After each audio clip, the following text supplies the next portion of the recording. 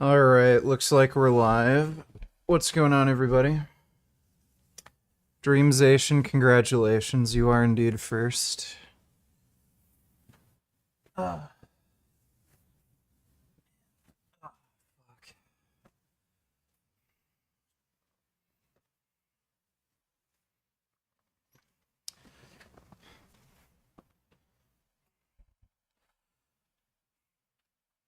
I've got a weird feeling of being hot and cold at the same time. And whenever I try to warm up more, I'm too hot, but I also feel too cold. Then when I try to cool down, I get too cold, but also feel hot. It's fucking annoying. It's not Brittany Venti drama. We're gonna react to a video she made.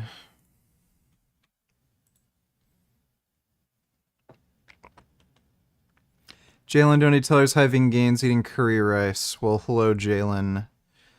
I am eating cookies.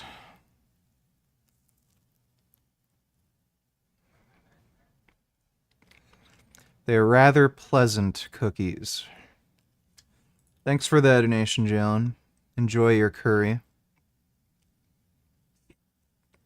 Am I sick? Sick in the head. Mohammed Hijab first interacted with me more than a year ago when he posted a 6-hour video which was supposed to be an annihilatory refutation of me. And at the beginning of the video he challenged me to a debate. This is an annihilatory response video to a man called Rizvan, who is an apostate from Islam. The video was so vulgar that YouTube removed it for harassment and bullying, which is something that happens very rarely. Now this is a Dude, that is hilarious. despicable character, a cantankerous individual. For the vulgar individuals who follow him and promote him, who are sheep, when you see me and you lock eyes with me, I'll make sure that you come inches away from excreting yourself. You will do nothing but submit, cockroach on the internet. I rejected and called for common decency if we want to debate. Instead of taking the opportunity, he made a series of very childish tweets and insulted me, my mother, and my sister in very disturbing ways. Instead of pointing the finger at Islam and the Muslim community, a finger he will surely need to fulfill his conjugal obligations, or indeed the incestuous activity he may be engaged in with mommy and sister. What? I wonder if inbred Rizvan has attempted to lure his mother into sexual activity. The argument for deformed babies may put him off actual penetration, but what about using his massive nose as the main instrument? I mean, Mohammed Hijab is Middle Eastern, and he's making fun of somebody with a big nose. What the fuck, dude? what the hell? This is one of the most popular Muslim apologists of our time, supported by many other popular Muslim apologists who love him. What the hell is going on in this guy's mind that he so explicitly speaks about penetrating your mother or doing it with your nose because you don't like deformed babies? Mohammed Hijab. The truth is this, is that the people now know what kind of vulgarities come out of this person's mouth. Disgusting. What kind of dirty individual this Absolutely is. disgusting. You are, Alek, dirty individual, sickening human being. It is also weird, of course, that Islamists think they are the ones who can speak about incest. Half a year after all that happened, he contacted me on Twitter, although his initial 6-hour video was supposed to be my annihilation. When I told him that if he wants to discuss Islam, we can have a respectful debate, he then told me that he hates me, which is why he must be allowed to personally attack me. I made that compromise and said that I'm willing to have an online debate, but he never responded. A few weeks later, I made a final challenge, reiterated that this should be a moderated, timed debate hosted by a third-party platform, and that the title would be "Is Islam the Truth?"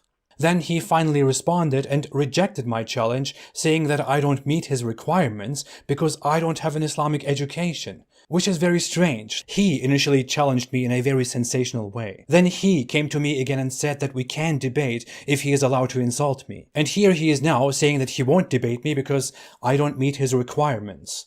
What the hell? I mean, Since he's a dick to everyone and declares victory when others reject him or ignore him, I did the same thing to him. He then asked his fans whether he should have this online debate, pay attention, online debate with me, and his fans vastly agreed that he should.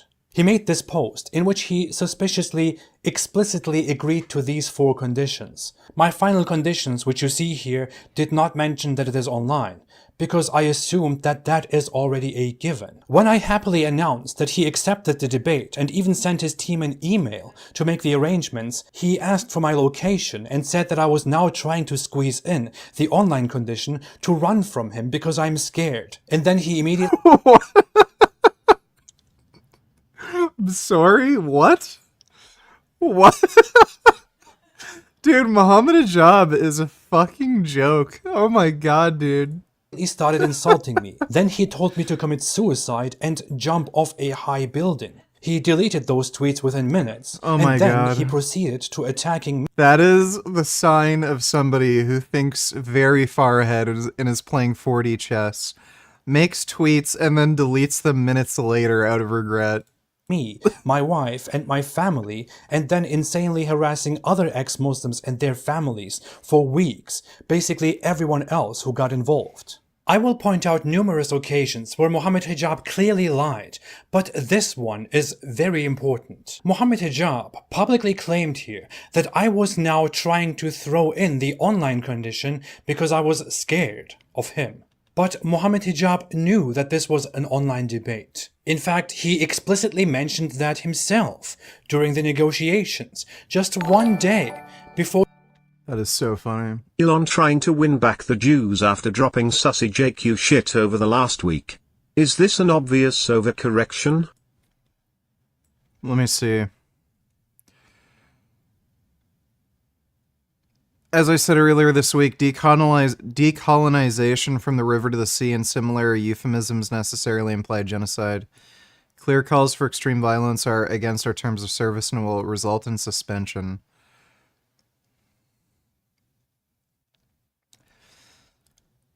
Yeah, dude. Elon Musk is a massive anti-Semite.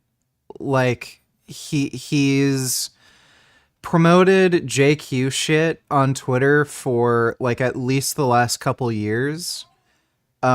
He's gone after people like George Soros and compared him to like fucking Magneto from the X-Men. And then yeah, the tweet that he made the other day, like that was super mask off. And now this is just I'm not an anti-Semite, guys. Look, I think this implies genocide. Like, yeah. He's full of shit. It's just an overcorrection. Obvious overcorrection. Thanks to the nation, Darth Putin. Bend over, donate $2 base, question mark, good way to start the stream. Let me see. This girl right here is bold. Watch this. Why do women cheat? Oh my gosh, that is the best question that I've heard all day. I'll tell you why. It's because people are searching for love and they're looking in the wrong places. And actually, I'm here to tell you that only true love is found in Jesus. And no one should cheat on anyone, but the problem is we're all broken and we're all separated from God. But God didn't want that separation, and that's why he sent Jesus to die on the cross for us. And Jesus bridged the gap between you and true love. This girl. That is one of the gayest things I've ever seen in my life. Not based at all. You're dead and buried, darling. And Brick. Hello. You're dead and buried. Good flexibility. Thanks for that, Nation Bend Over. Or he publicly lied and claimed that I'm now smuggling in the condition because I'm scared of him. A few days later, I had a back and Bad news, VG, your last stream got taken down by Sony Music Entertainment for copyright. Yeah, what are you gonna do, dude? It happens. Thanks for that donation, Dodo. forth with him, where he even admitted to me that he actually knew it was an online debate, which means when he publicly asserted that I quickly inserted this new condition because I was scared of him, he deliberately and blatantly lied to everyone, foremost to his own fans and fellow Muslims, to make it look like the enemies of Islam are scared of him. How pathetic, isn't it? Liar! You're a liar! You're finished already. And by the way, Mohammed Hijab did bring up that I wouldn't be a physical challenge to him, out of nowhere. And what happened after all that? Adam Saleh sent me a message one day and invited me to their podcast, but he wanted me to join immediately, within an hour. I asked whether it's going to be only Adam Saleh and Slim, and he said yes. So I joined their podcast. The two kids kept screaming kid stuff at me, and then a wild Mohammed Hijab appeared and acted as Mohammed Hijab acts. And eventually they kicked me off the chat and declared victory. I thought they would possibly try to trick me and somebody else would appear to argue with me. Honestly, I didn't expect Mohammed Hijab. I didn't think that he would be so pathetic to make a plot with these people, make them lie to me, and put an effort into ambushing me, instead of simply agreeing to an online debate and doing this in a proper setting. With that insecurity of his, it is no wonder that he always resorts to being so loud and arrogant and nearly insane. I mean, who the hell talks like this? Scared, just like David Wood before the debate. Yeah, he was scared. You saw how he was. Ali Dawa is a crazy, deranged fucking terrorist. Petrified, shaking, just like you. You wouldn't come near me, not even in my proximity. You know you're gonna get corrected, boy. You know that I'm gonna know it from memory and you're gonna get humiliated, boy. Okay. You're nothing, boy. You're finished already. Look at me. Look at me. You know you're done. Liar. You're a liar. You're finished already. Boy, you wouldn't try. You're hiding, boy. You're hiding. And you know you can't come out and show your face. You're hiding. Dude, that's great. I'm your teacher, boy. What a fucking just baffling individual, dude. Let's see. Palestinian Authority says Muslims will exterminate Jews. Let me see if Destiny's fucking streaming. Oh my god, I fucking hate my keyboard. Dude, what the fuck? Saw him streaming. Yeah, there he is. He's a US weeb. Oh, just names? Oh, he was the US ambassador. Oh, that makes sense. Probably right. And he's mega rich. And he's got money. Yeah, if he's staying in Holiday in Colorado. Yeah, that's true, yeah. Yes, watch here in the first 30 seconds. Tells us. Damn. Hello. Joined. Am I interrupting? Just wanted to talk real quick. Yeah, go for it. I got a couple minutes. Yeah, so have you seen Secular Talk, Kyle's latest shit on Israel-Palestine? It's like actually insane. Every single left-leaning person's takes on Israel-Palestine is going to be insane. That's just a given. So yeah, I'm sure it is. Okay, well, I figured you had a line to him and would maybe want to talk to him about it, but he made a video where he started off by minimizing the October 7th attack, saying, oh, it was originally reported that 1,400 people died, but it was only 1,200. He literally said it was only 1,200, as if it's a meaningful difference anyway. And nice. Then he was spreading the false information, saying about 55% of the people who were killed in the attack were among the Israeli military, making the argument that Hamas were actually targeting legitimate military targets and not just random civilians. But I haven't seen that. What at is all, with so, you? Yeah, Okay. I'm not that I haven't seen it, and it's not hard. It's hard to find. I just Sure. Yeah, I haven't seen any news coverage at all. So yeah. Sure. Well, if you have a line to him, you might want to talk to him about it. That's just all I wanted to tell you about. Okay, I'll keep that in mind. All right. Well, take care, dude. Bye.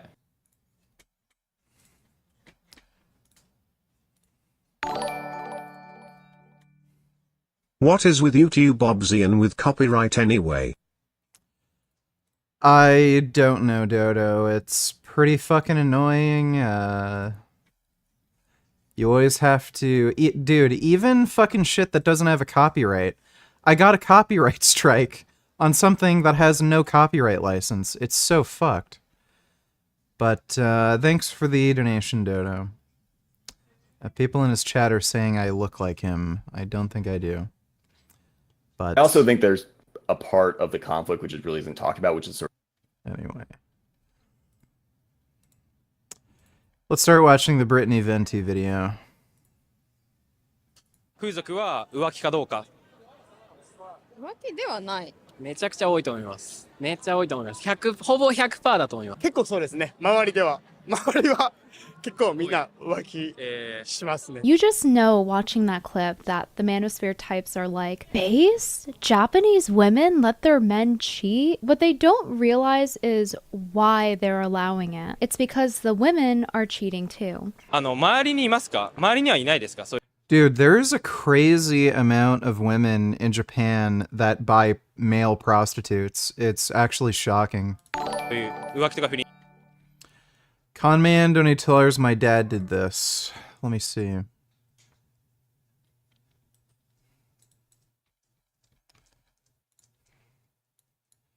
Ceasefire activists breach the Leaning Tower of Pisa and raise a Palestinian flag. If only the IDF could blow up the Leaning Tower of Pisa as this was happening.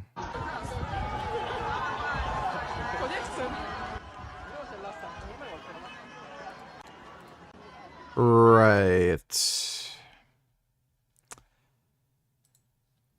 Fucking, like, I am just so sick of these, like, crazy whack job pro-Palestine fucking idiots. Like, they just don't know what the hell they're talking about, and they're supporting terrorism. Thanks for that donation, though, Conman. してる。まあ、男性でも女性でも。それは男、女両方。どっちもどっちですね。日本人の男も浮気する人が多いですか？どう思いますか？浮気します。女より男の方が多い。なんか多分女の子は隠すのが上手いだけで、そうどっちもどっちだと思うんですけど。風俗は浮気かどうかっていう。イエスかノーで。Yes. Yes. No. 周りの友達、女性の周りの友達で浮気してる方はいますか？まあ自分が。Jesus. Isn't it funny how the girl that cheated and is giggling about it is the one that's saying that prostitution isn't cheating? まず日本人の女性は Hey Vince, what's up, dude? Anything happening with you? 浮気する人が多いと思いますか？ Yes. どうして？私の周りの友達は割と遊ぶの大好きだから。Look at her ecstatic facial expression as she talks about how cheating is fun and her friends taking pleasure in it. Not so based anymore now, is it? I think that you can infer from both Japanese men and women stepping out on each other so often that there is a lack of intimacy in their relationships because you're stepping out and giving that intimacy to another person. なんか情熱さみたいなのがちょっと少ないんじゃないかなと思います。なるほど。And I think that's part of Dude, it's so bizarre. Like, you'll see Japanese people talk about how they're uncomfortable holding hands in public, but they'll, like, just openly cheat. Like, I don't understand. The reason why Japan is one of the loneliest places on earth. Prostitution is absolutely rampant in Japan, and yes, when you look it up, it says prostitution is technically illegal, but it's not really enforced there. They have a loophole in their law where basically if you do intimate sexual things, but it's not intercourse, like literally something entering something else, then it's considered legal. So that's why Japan is so known for its prostitution, and that's how it's become so normalized as well. なんかそういう気持ちだったりとかあるんじゃないかなみたいなのは思いますかね。I don't think it's without consequence, and the reason that everyone's lonely and stepping out and being intimate with other people is because of that lack of romance and love within the relationships, and it shows, in my opinion, in their population declining. I think that Japanese women no longer really want Japanese men. どうして日本は今少子化が問題になっていると思いますか？どうして人口が減ってきていると思いますか？女性 Because they're fucking degenerates? がなんか手に職持ってなんか独立っていうか自立して生活できる社会がなんか根付いてるのと、あとはなんだろう。どう思いますか？ That doesn't really explain the declining birth rate, though. So, like, the whole idea of women being independent and shit, yeah, sure. The girl boss thing can maybe explain why women aren't getting married or something like that, but it doesn't explain the declining birth rate. The declining birth rate is probably related to, like, a lack of intimacy and cost of living. Cost of living seems to be the biggest fucking factor. なんだろう。どう思いますか？いや、これはね、日本の抱える一番大きな問題だと僕は思いますね。女性の負担がね、この国は本当に多いと思いますよ。家事の負担とか、子供たちのね、面倒を見る負担だとかが他の国に比べたらもう圧倒的に多い。で、そうするとですね、結婚したくないねということに当然なってくる。After researching and consuming a lot of the content, it seems like Japanese women have a lot of responsibilities put on them, and it's causing them to not want to marry Japanese men specifically. The boys in Japan aren't raised to do chores, and it's left up to the woman to do them. 日本の男の子たちは多分お母さんのお手伝いをすることもほとんどないだろうし、家事についてね、家事をどうやってやっていくかっていうのは知らないと思うんだけど。そうですね。僕自身。That's hard for me to believe. Like, in Japanese schools, they don't have any janitors. And everybody, like, all the students are actually the ones who clean up the school. So, I don't know. It seems to me like it's pretty well instilled in their culture to, like, clean up after yourself, do, like, these sorts of cleaning chores. It's hard for me to believe that that's really what's going on. I think it's mainly a cost of living thing, honestly. Like, that's the most significant factor. 父親が家事していることは多分一回も見たことないですね、生まれてから。Now, if you put that in the context of you're in a committed relationship, you're married to a Japanese man, and then he's going off, stepping out, sharing his intimacy with other people, and you're doing the same, and you have this sort of cognitive dissonance that it's not intimate and this disconnect between it because you're not getting that intimacy in general, so you separate it. And then you have to care for the kid, you have to do all the chores as that's happening, and you're in a romantic-less, potentially loveless relationship. To me, that doesn't really seem ideal. And if you try to leave the relationship, well, now you have to handle raising the kid, doing all of the chores, all of these responsibilities, versus if you date a foreigner, well, the Japanese women seem to like a few qualities about them that they don't find in Japanese men. They have much bigger, stronger penis. していた行動でマナー面で見たときにもうとっても感心させられた素敵っていう行動ってありますか？なんか電車の中とかでなんかお年寄りの人に席を譲ってあげたりっていうのはなんか外国の方の方が多いなって思いました。女の人と子供にめちゃめちゃ優しいなっていうのはある。マナーなのかわかんない。Westerners are kinder to women and children. That is shocking. Like, actually worrying. レディーファーストがすごかったりだとか、ドア開けてあげたりとか、絶対。Because, like, we have the perception that everybody's a rude fucking asshole, and I mean, like, there's kids going around fucking playing that punching game where they, like, knock out random strangers and shit like that. Like, for them to say that, like, how fucking badly do people treat each other there? それ結構ね、日本の人だと可愛い人にはやるけどみたいなたまにあるじゃないですか。ぶつかってきて日本人だともうそのままぶつかられるだけで仕方なんですけど、外国人だとソーリーみたいな。It's honestly really shocking what the Japanese women are willing to tolerate. Some of these things are really bare minimum. Even strangers should get that common courtesy and decency. It goes to show that you teach others how to treat you, and I don't think it would have went this far if the Japanese women had put their foot down instead of just accepting whatever. The Muslim lantern was on earlier. Why didn't you go challenge him, pussy? Well, I don't have a Muslim debate radar where I know every single Muslim channel that's currently live and accepting debate challenges. But thanks for the donation, Team Money. 今までで自分の体型を変えるべきだと言われたことはありますか？私は彼氏によく言われてました。太りすぎるから。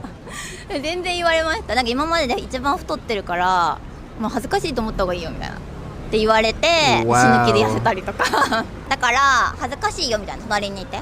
There's a right and wrong way to go about Jesus. caring about your partner's health, and telling them that they're an embarrassment to be around and how fat they are definitely is not the way to go about it if you want to be in a romantic, loving relationship. So these things don't exactly scream romance to me. And I think that's why women aren't really wanting to have kids with them anymore and their population is declining. Why would you want to subject yourself to that? Not that every Japanese guy is like that, but the culture is different versus Westerners are a little bit more romantic. Dude, if a guy told a girl here that it's literally embarrassing standing next to you because of how much weight you've gained, that relationship would be fucking over. My in God. some sense, and a little more committal. The women try to go and get their education. Mr. Gaines, ChatGPT is cucked so bad. I was asking it questions about the prophet and it tried so hard to avoid the subject of Aisha and even implied moral relativism for their intimate relationship. It was kinda pissing me off how dishonest the AI was lol. Yeah, I'm sure the AI is programmed to not be discriminatory to different races and religions and shit, so... Yeah, but that's pretty fucked. Like, really? That is fucked. Thanks for the donation though, Josh. So that they don't have to rely on a man for their income, get a little independence, so that they're not forced into a romanticless, loveless relationship, right? But the problem with that is they get into debt and then they have to go get a second job. And what's that second job? Prostitution. They take advantage of the loan system as their parents or teachers tell them without thinking, and then become confused when they find out the reality after graduation. After the repayments start, they look for a high-paying job and sell their bodies in the sex industry and start working as part-time prostitutes. Female students go to college with debt in order to get a good job in the future. In a sense, the sex industry, unlike welfare from the government, it can be accessed immediately with a single email. It's an easy job in the sense that it doesn't take skill. You just need to be a young woman. You get paid a lot per hour. They don't have many hours. And they have to pay off their debt. So that's how they do it. It's like, imagine you're selling your body, you're selling your intimacy in order to be able to eat. And then you just have the Japanese going, oh, about cheating. It's just normal and happy and giddy and fun. Yeah, again, like, point kind of proven. A lot of this has to do with financial hardship and cost of living. Like, again, if people weren't in those situations where they have to pay off, like, fucking student loan debt by, you know, becoming prostitutes, you'd probably see less of this issue. を見て、なんかどう感じますか？結構話聞くだけだと楽しいから。It's fun to cheat on your partner. So you stay in a loveless marriage and they're just stepping out and you're stepping out and there's no actual intimacy between the two people. It just doesn't seem very happy to me. You know, you're furthering his genetics and you're perpetuating this cycle where your daughter is probably going to have to go through that. And not to mention the risks that come with pregnancy. It's so random. Some women literally tear their genitalia and then other ones say that it's fine, but you're taking the risk of going through something very traumatic and something that can be really damaging to your body and your health, and you end up not the same after, even mentally. And for what? For somebody that can't even commit to you and they have to step out and share their intimacy with other people. For a guy that doesn't have good sexual discipline, that's a very bad trait to have. That means they don't have good control over themselves. And do you really want someone like that around your daughter as well? And have what's supposed to be your role model teaching your children that they should have no control over themselves. And I see a lot of guys saying this, that men can't control themselves and they just have to coom. To paint men as these savage beasts who have no humanity and literally act like animals instead of like humans who have self-control.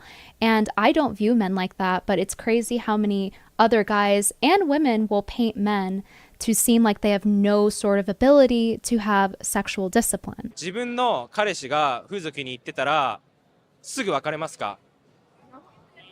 別れないです。別れない。Really? いや、私も彼に浮気するなら風俗に行けって言ったことあります。金払 She's told her boyfriend, as long as you buy a prostitute, she doesn't care? I don't see what the meaningful difference is. えばいいよって言ったことあります。ね、出会いじゃなくてお金払って行ってるなら別にいいから。I don't think the decline in their population and then how rampant prostitution is just a coincidence. It's like a self-feeding cycle. You know, you go to try to get your education so that you don't have to rely on a man for money, and then you end up having to sell your intimacy to Yo be sucking XQC's dicking talking some shit like doing lazy reactions is totally fine because all your streams are just that. Lazy. Fucking. Reactions. Step your fucking game up and shake your ass, broccoli boy. Entertain me, you fuckface cunt. I'll be sure to do that. Thanks for the donation, Vegan Daddy. strangers that you don't know, that you're probably not attracted to. And then if you get in a marriage, you're in a situation where you're both stepping out and not having intimacy. You don't get a steady decline in your population out of nowhere. Clearly, they are not being intimate with each other within the relationships. なんでセックスしないから？セックスしないから、なんかその日本では性に奔放なことを恥ずかしいと思われる傾向があるんで。And I know that there's a lot of women in the videos as you go through them that also agree that prostitution isn't cheating. 浮気かどうかっていう。イエスかノーで。Yes. Yes. No. No. 性欲と恋愛はちょっと違うかなと。まあ一緒だけど。But there was one interview that caught my attention, and it was a girl saying that she is scared to speak up about it because she will get called clingy for daring to want romantic intimacy within the relationship. And who knows how many other girls are out there like that too. 風俗に行くことは浮気かどうかっていう、どう思いますか？イエスかノー、イエスかノーで。No. No. 浮気ではない。でも She's pretty damn cute, gotta say. もう全然嫌って感じ。なるほど。でも言ったら重いってなるじゃないですか。じゃあ自分が重いって思われたくないっていうのを理由に浮気だとは思わないっていうことです。なるほど。全然嫌ではあります。いや。And my question is, are they really okay with it, or are they okay with it because they go and do it too? If it were someone I cared about and they're telling me their options are marrying a Japanese guy who will almost 100% step out on them, apparently, according to the interviews, and how rampant prostitution is in Japan to a point where they're doing business trips with it in order to get promotions at their work, or go with a foreign guy and he has more Western values in the sense of being chivalrous and romantic, I would advise the person to probably go with the Westerner. And it's not that every single Japanese person would be like that, but it just seems really risky. And even if they aren't, well, their job may make them go out to the soap lands. They have something called health delivery services as well. These are different forms of prostitution. Health delivery service is basically from a dispatch worker private company, and they send out to companies whatever workers they need so that they don't have to pay like full-time benefits, and one of those things is sex work. The name they gave it is really funny, calling it health delivery service. Like, you having to share your private parts with another person physically is someone else's health. Like, you're helping their health at like the detriment of your own, I guess. I'm sorry, but I can't imagine that a girl would find that fun. Imagine it's a guy who's really ugly and fat. Like, you're definitely only doing that because you're getting paid to, because you need to eat. I think that the Japanese men are basically going to breed themselves out like this, with them stepping out and not providing intimacy enough for a woman to want to stay in a relationship. React to this. Welcome back to the comment section. All I'm right. Brett Cooper. If you guys Families are ditching public school. Oh boy. I really wish I didn't go to public school. Public school is kind of a cesspit. did not know, because I haven't talked about it in a while, Randy Weingarten is one of my least favorite people on planet Earth. She is the president of America's largest teachers union, and she completely embodies what is wrong with this country's educational system. I truly despise her and everything that she stands for. Reagan has listened to me talk about her for the last 3 days straight as I've been working on this story and researching it. Like, at this point, guys, I'm seething. I am so ready to talk about her. And it's to the point that if she and her work were not completely detrimental to future generations and parental rights, she honestly would just be funny because of how she totally lacks all self-awareness. I got a lot of problems with you people. Now you're gonna hear about it. Like, she politicizes our education system with no shame, is constantly hypocritical, and she's one of Did you fucking hear me, nigga? I said shake your ass and entertain me, you stupid fucking bitch ass stupid ass pussy clot. How about you talk about Frank Tufano and suck him off for some easy content? I'll donate $50 if you can somehow make this stream exciting. Well, twerks are $50 hairs, sir. Thanks for the donation, though, Vegan Daddy. one of the biggest advocates against homeschooling, which is just another reason why I dislike her. And today, she's particularly getting... Well, yeah, I mean, there's a lot of problems with homeschooling. There's certain kids that would benefit from it, but most parents are unequipped to really homeschool their kid and give them the as good a quality of education as they would in public school. On my nerves. So we're going to talk about that. Before we do, though, make sure that you like this video, subscribe to the channel if you have not already, and ring that notification bell so that you never miss a comment section or off the clock episode. So this week, good old Randy posted this on her X account. I'm really trying to get better at saying that. She said, "What's behind the increase in homeschooling?" And then she linked this article from Axios. Because even though she hates homeschooling and she's very much against it, she cannot deny that homeschooling has... I will fucking tell you the main reason for homeschooling, it's bullying. You're probably seeing an explosion in homeschooling because so many kids are getting bullied at school. So, yeah, when the public school system won't do shit against bullying, and there's mass shootings to, you know, also be worried about, like, it is a legitimate risk.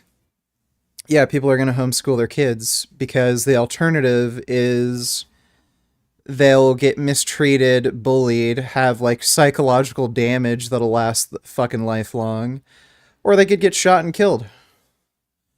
So I would say the main reason is just bullying. Skyrocketed in the last 4 years. And until recently, she and other academics and educational specialists have been able to argue that homeschooling wasn't a threat to the education system because it was reserved for privileged and affluent white families. They were in a little special category. They weren't taking kids out of public schools. But now, with millions and millions of families choosing alternatives to public schools, including a ×5 increase in Black families deciding to homeschool, they've realized that they probably should pay closer attention. Academics like Elizabeth Bartholet from Harvard, another one of my very least favorite people, have even called for a federal ban on homeschooling because it is unregulated, it has gotten out of control, and is abusive to children. These are the links these people will go to argue against homeschooling because they are now so... Well, you can see literal MAGA cult members homeschool their kids, and yeah, I would consider it abusive, so... threatened by it. Seems just a little bit excessive. Like, of course, makes total sense. Kids being at home with their families is so abusive compared to being in a concrete building for 6 hours a day getting lectured at. Newsflash, it's all about them wanting to control your children and their education and money and power. When it comes to the... What? Like, the idea that society hasn't benefited from public education? Are you fucking kidding me? Education system, your children are simply pawns in their game. Make it make sense. Elizabeth Bartholet, Randy Weingarten, they have all started to get scared. So academics and people in education have decided to finally look inward to see why so many families are leaving, why they're deciding to homeschool, and some of these findings were in this lovely article that Randy posted on her Twitter. So let's take a look and see if they have finally cracked the code for why so many families like my own decided to homeschool. They said, state of play. Homeschooling rates have increased across race groups and ethnicities. There are Black families who say that they turn to homeschooling in order to keep their kids away from the school-to-prison pipeline. Number 2, families of color and those with religious affiliations seeking to avoid bullying and racism. Number 3, there are also families who pull their Yeah, there you go, bullying. trans kids out of school to avoid an unhealthy situation where they feel threatened. So apparently, based on those last Bullying again, so it's basically bullying, and what was the other one?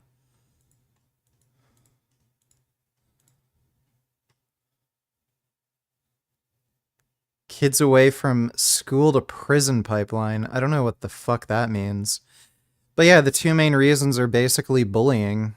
they feel threatened. So apparently, based on those last two statements, it's apparently because our American schools are not progressive and inclusive enough. That is seriously laughable. That is not the reason why families are leaving. It is actually...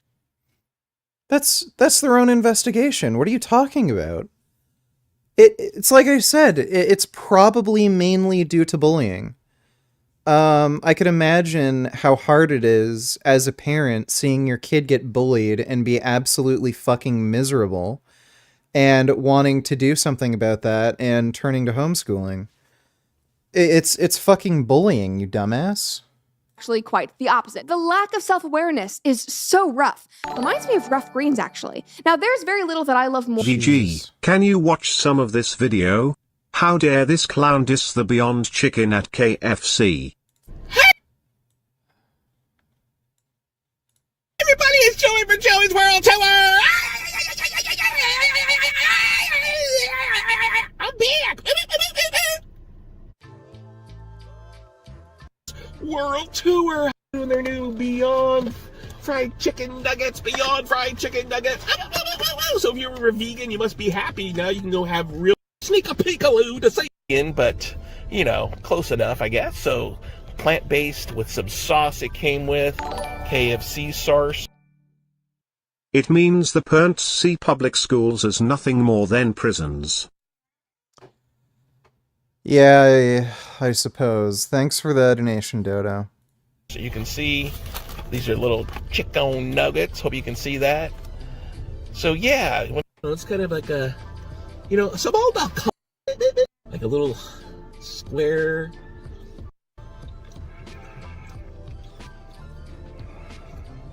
So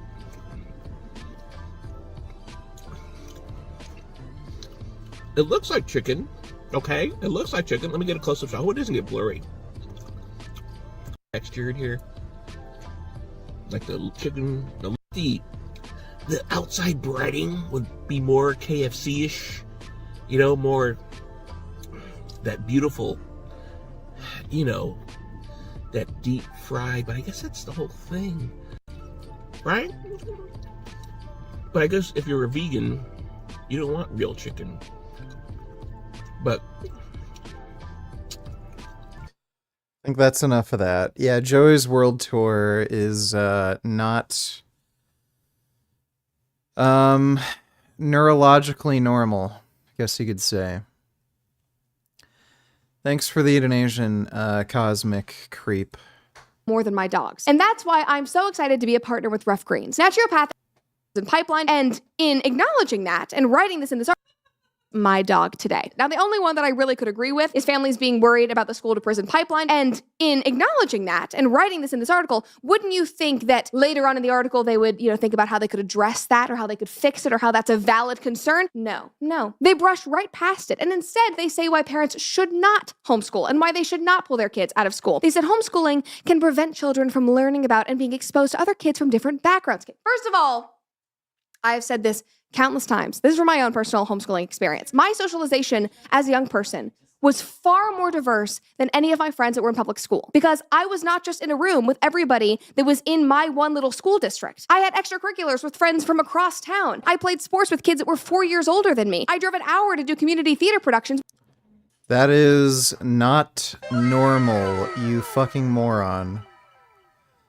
What is the most casual role in causing, or sorry, causal role in causing school shooters? Family life, social life, mental illness. Psychopathy is probably the main contributing factor, and then second would likely be bullying. But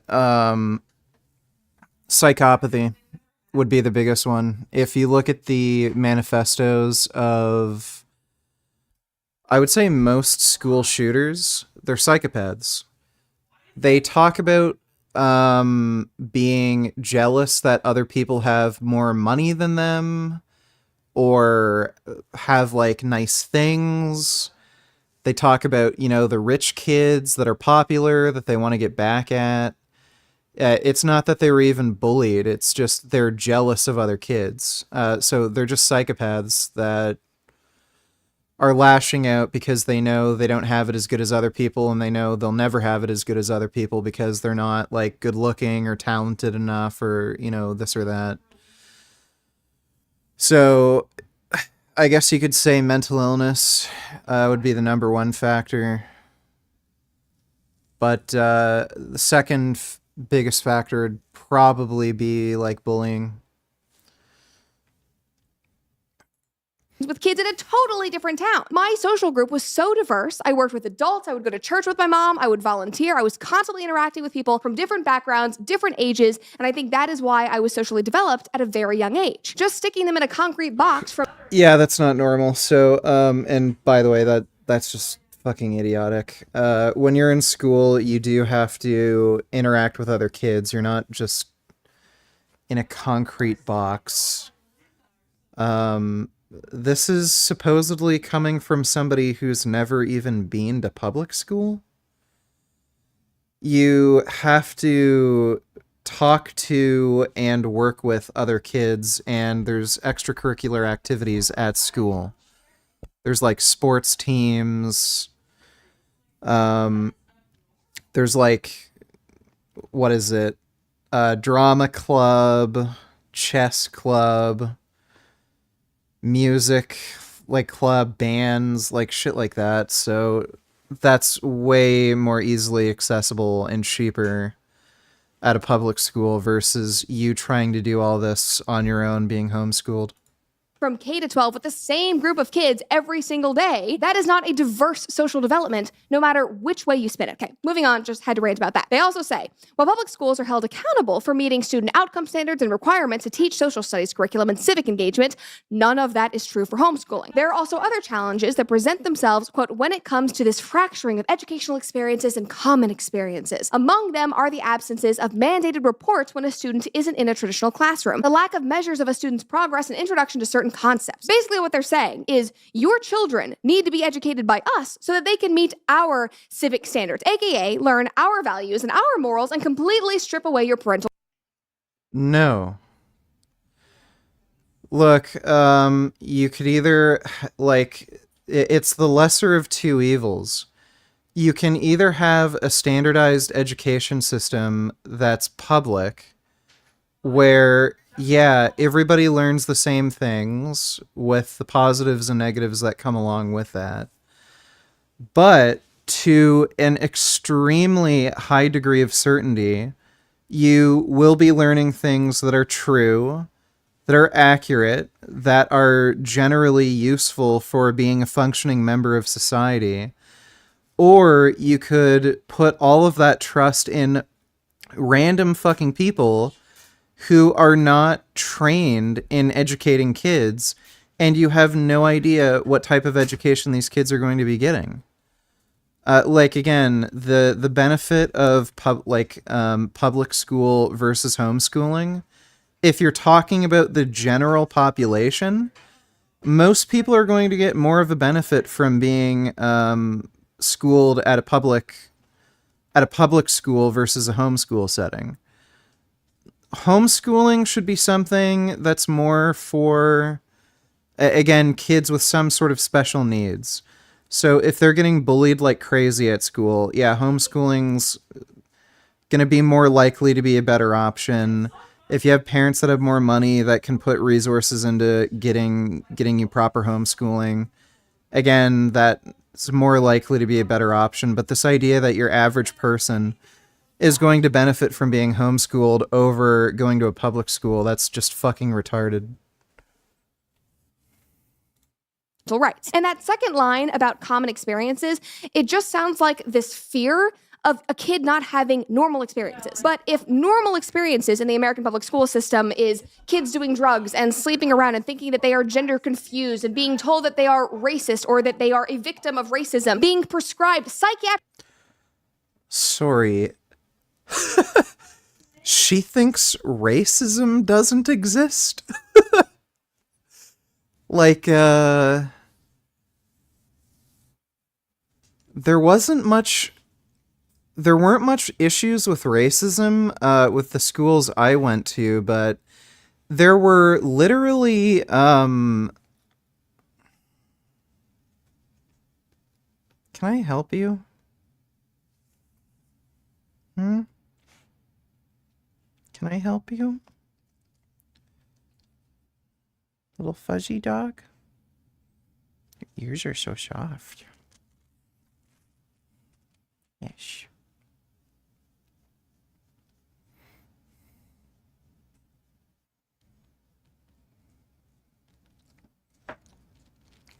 Yes, you're good. You're good.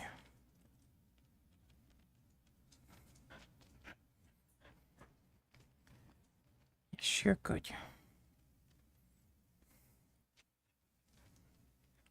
Eh.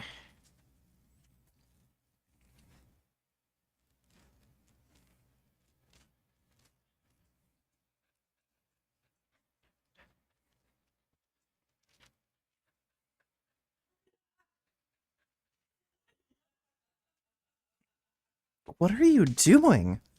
Ah.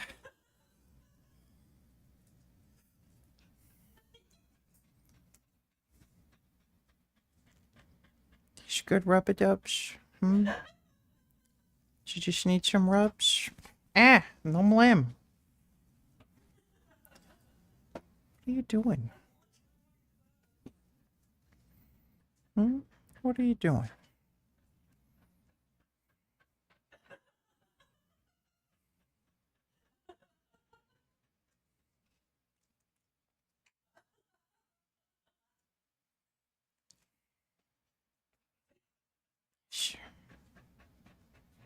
Good doggo. Oh no, there's a second dog here. Yes, hello. Okay, is that enough? Is this enough now? What's going on here? Ah! Ah! God damn it. Stop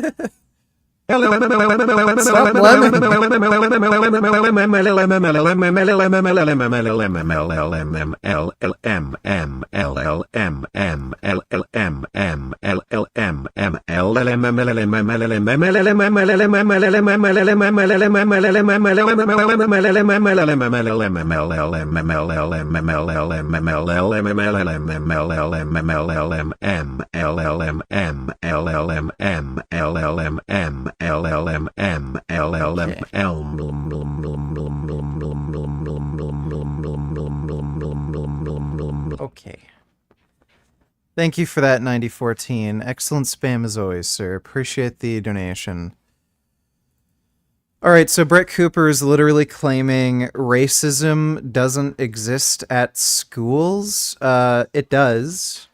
It didn't happen in my school, but there's actually a school close to mine where there were gang fights between Sikhs and black kids. For whatever reason, these Sikh kids weren't getting along with black kids, and there were literally, like, racial gangs that were created, and they'd fight each other. Like, racism does fucking exist at schools. pediatric medicine without parental consent on school property, then I don't think any of us should really be concerned about our children or our future children missing out on those common experiences. I'm totally fine if my children are fractured away from those experiences. Hey, where are you going? Away from you. And that last line is just utter nonsense and ridiculous because in most states, you are required to give the state progress reports and update them on your child's education. Like, by the way, I love how a white girl who was homeschooled is telling us that racism doesn't exist at public schools. It's just great. You are homeschooling them. That is very normal. I was homeschooled in the state of Tennessee. We had to do that. Every year, every couple of years, they just want total control. They want to scare you into giving them total control. But nowhere in this article did they discuss that in the slightest. Or the fact that parents now believe that the education system has become too politicized. Or that they see their parental rights stripped away every single day when they send their kids off to school. No, that would be far too self-aware for somebody like Randy Weingarten. But the people in her comment section were quick to point that out. Her tweet got 3.7 million impressions, and she could not handle the heat, so of course she quickly turned off her comment section so that nobody else could reply. But obviously people were quote tweeting it and tweeting about it. One pastor said, "She is not a social media personality." Like, yeah, no shit. If something like that blows up like that, she's going to do that. this tweet is ironic at like 6 levels, but here's another.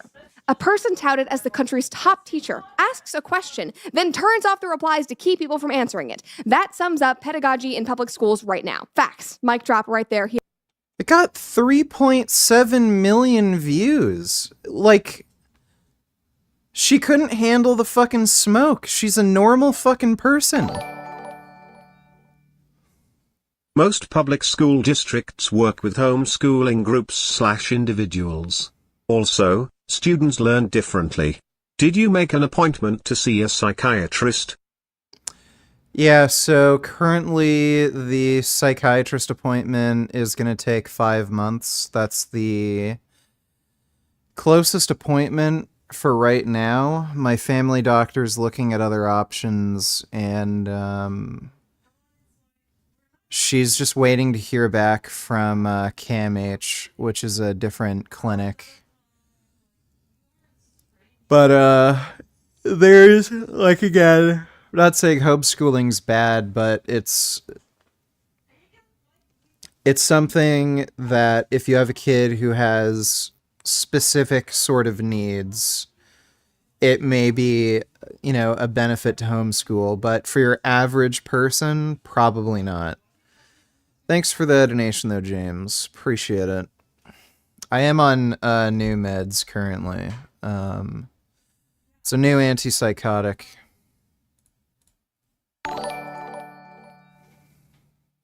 My dad used to have a large aquarium of gerbils of mixed colors and stripes.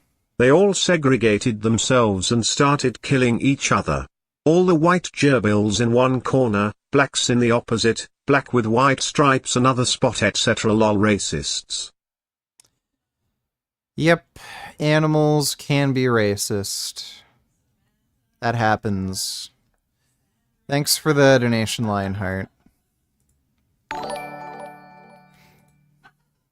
Antony Blinken is the mastermind behind Biden's foreign policy.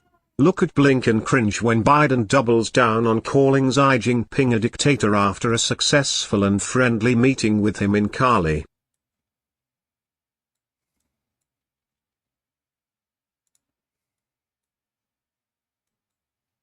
Mr. President, after today, would you still refer to President Xi as a dictator? This is a term that you used earlier this year. Well, look, he is. I mean, he's a dictator in the sense that he is the guy who runs a country that is a communist country that is based on a form of government totally different than ours. That is pretty funny. I mean, I think people are putting, making too big of a deal about this, like, as if Xi Jinping doesn't know he's a dictator. Like, yeah. Thanks for the donation, though, Darth Putin. He hit the nail on the head. Somebody else quote tweeted, it and said, corrupt Randy Weingarten is why we homeschool. Literally, yes. Moms for Liberty also quote tweeted her and said, parents learned during COVID that they often can't trust their schools to teach children effectively or respect their fundamental parental rights. You closed schools and left many parents with no other options. Now they know they can handle homeschooling. We should be thanking you. Like, if Randy was more self-aware, she would realize that she and others like her are walking billboard advertisements. That debate you were supposed to have? Was that the same person who chucked the first debate when you began discussing the Muslim religion? No, I have a friend who broke up with her BF and only told me why yesterday. Cops raided their house and confiscated electronics looking for kids' photos. He's in prison now. Isn't fucked how anyone you know could be the next serial killer or school shooter?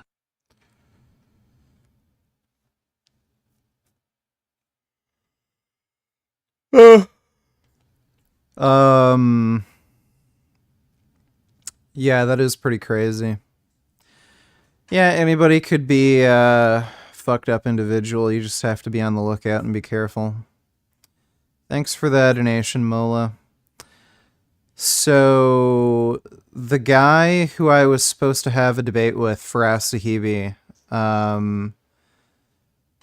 he initially postponed the debate because he said he runs a martial arts gym, and I offered to debate him in the month of January, and he said he's just going to be too busy. And then he just recently did a live stream talking about the debate, and then he just came up with the most ridiculous fucking excuses. He actually just emailed me back. Lol, brother, I come from a world where we fight with no rules. Having discussion is fun, relaxing thing for me. I don't understand. Yeah, cool. So then why are you looking for every single excuse not to debate me on literally any topic? First, it's a knife photo, then it's my political takes on Israel, Palestine, then it's my opinion of Muhammad.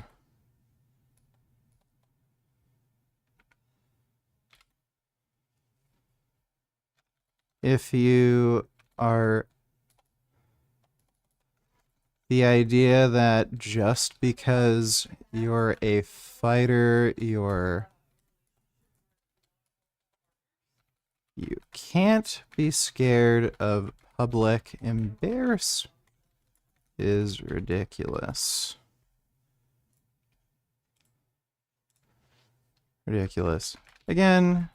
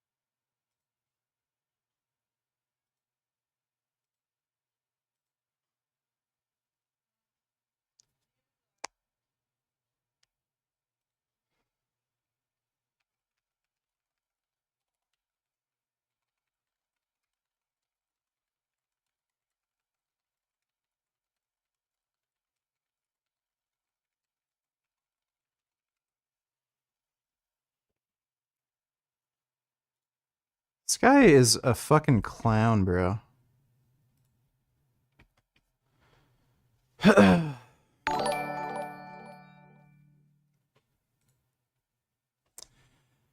Magic Jackson donated $2. Yeah, Brett Cooper is a privileged fucking retard. Lol, my friend's little brother is Indian, and when he went to school and told some guys that he was going to major in computer science, they said that he was going to graduate into a scammer. Racism exists.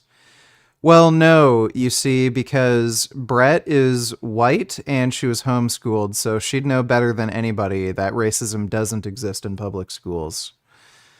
It's fucking retarded. Thanks for the donation, though, Magic Jackson. For homeschooling. And you have been for years now. It really took off during COVID, but even before that, people were calling BS on everything that you were doing. Do you guys remember when the LA Teachers Union refused to reopen schools during COVID, not because of medical needs or medical concerns, but because their social justice needs were not being met? They kept your kids locked in their homes, at school, taking... What is she talking about? They didn't open schools because of concerns with COVID. Zoom lessons because their little social projects weren't working out very well. Here's a headline about that. LA Teachers Union, schools can't reopen unless charter schools shut down and police is defunded. What does that have to do with opening the schools? Nothing. It just goes to show that... What is this article? So she reads the title, and then when you read the the thesis, UTLA claims until vaccine available, starting school without policies to mitigate viral spread will compound trauma on students. And then she reads this like fucking title that has nothing to do with the article. Schools can't reopen unless charter schools shut down, police defunded. Like, it's literally right there. It says they won't open schools until a vaccine's available. To do with opening the schools. Nothing. It just goes to show that these teachers unions, the educational system, it's not about education. It is about power. It is about politics. And you're handing your kids over to them. This article wrote, in what appears to be a labor union power play, the United Teachers of Los Angeles Union announced Friday that the Los Angeles Unified District schools effectively cannot reopen unless certain conditions are met. Privately operated, publicly funded charter schools are shut down. That's terrifying. They don't want your kids to have any other educational options. Ban homeschooling, shut down private charter schools. Police are defunded.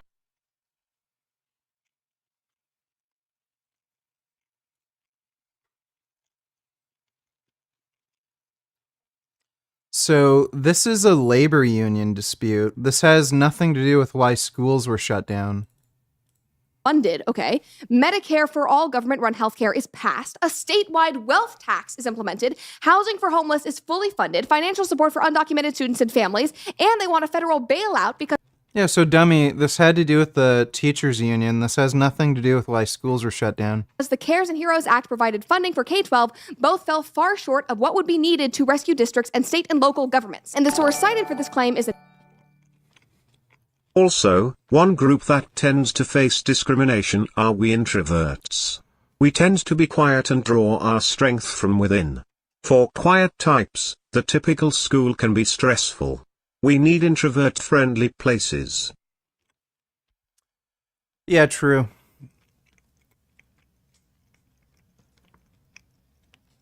My big issue at school was I did not get along with very many people.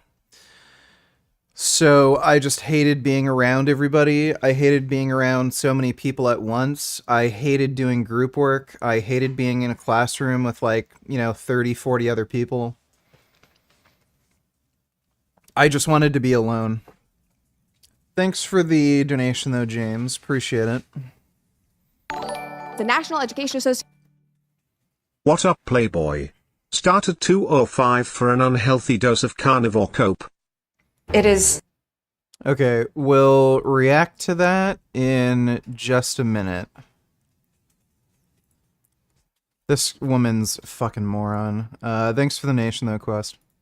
Which is the largest labor union and special interest group in the United States. I cannot tell you enough how powerful these unions are. And again, it's not about education. They are political bodies that play with your children. Your children are their pawns, their playthings, because they are concerned with matters like Medicare and defund.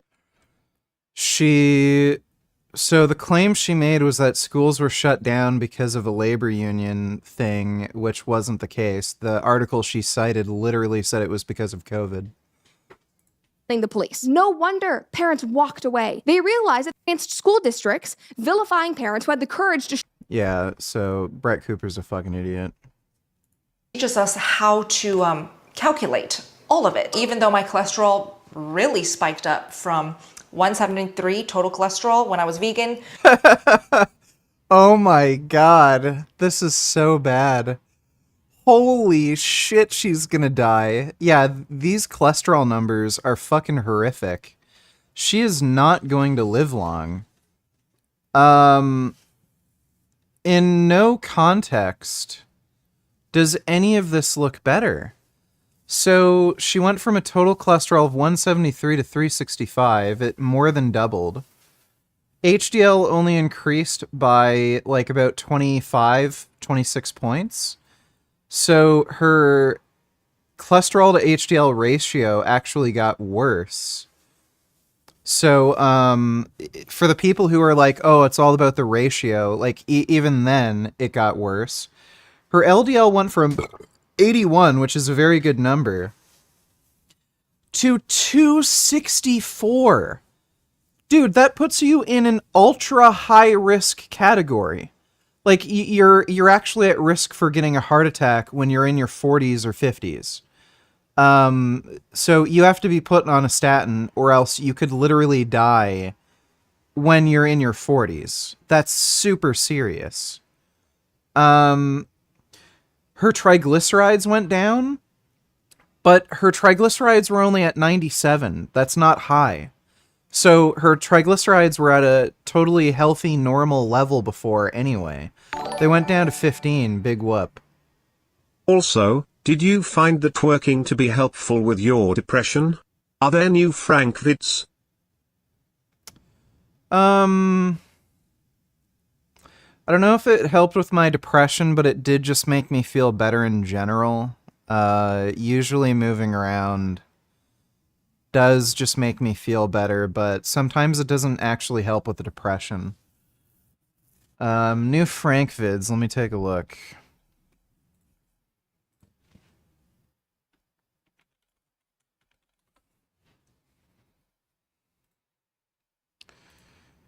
Yeah, there's only the shorts. Somebody told me he fixed the audio. This is magnificent. Yeah, no. What's up, guys? We are down at the...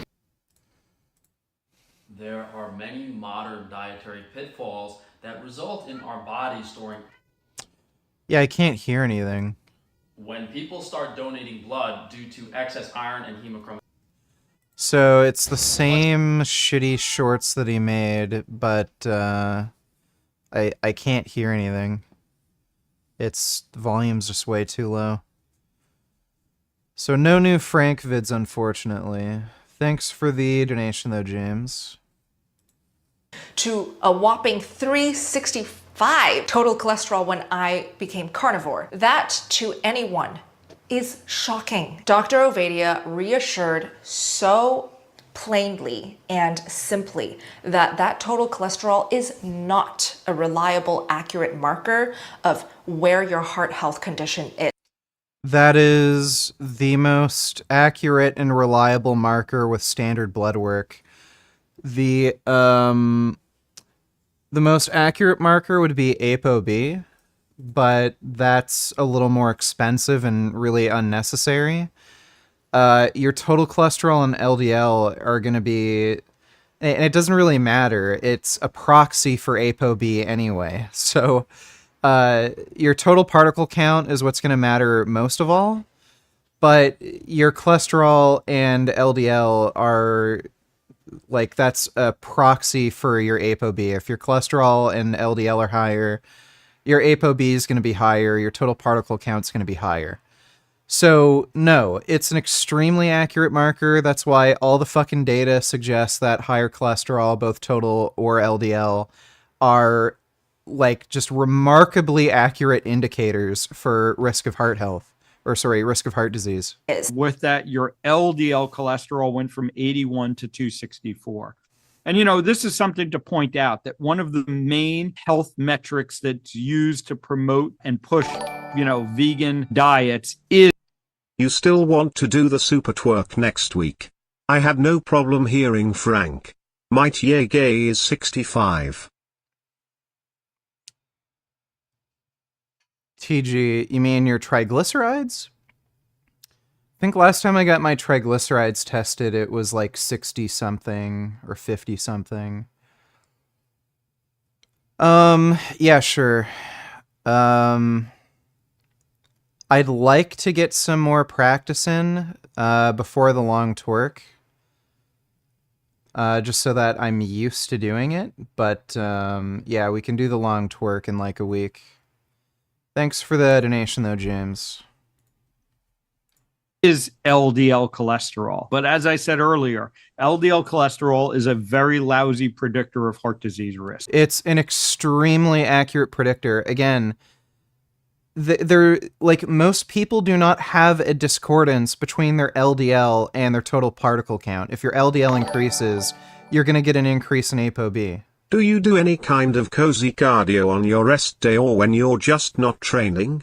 Are we watching more about Muhammad later? I'm starting to get fascinated of how fucked up he was. And I've always thought Christians were more oppressive than Muslims. Sometimes I do like really low intensity cardio on my rest days, like just for fun.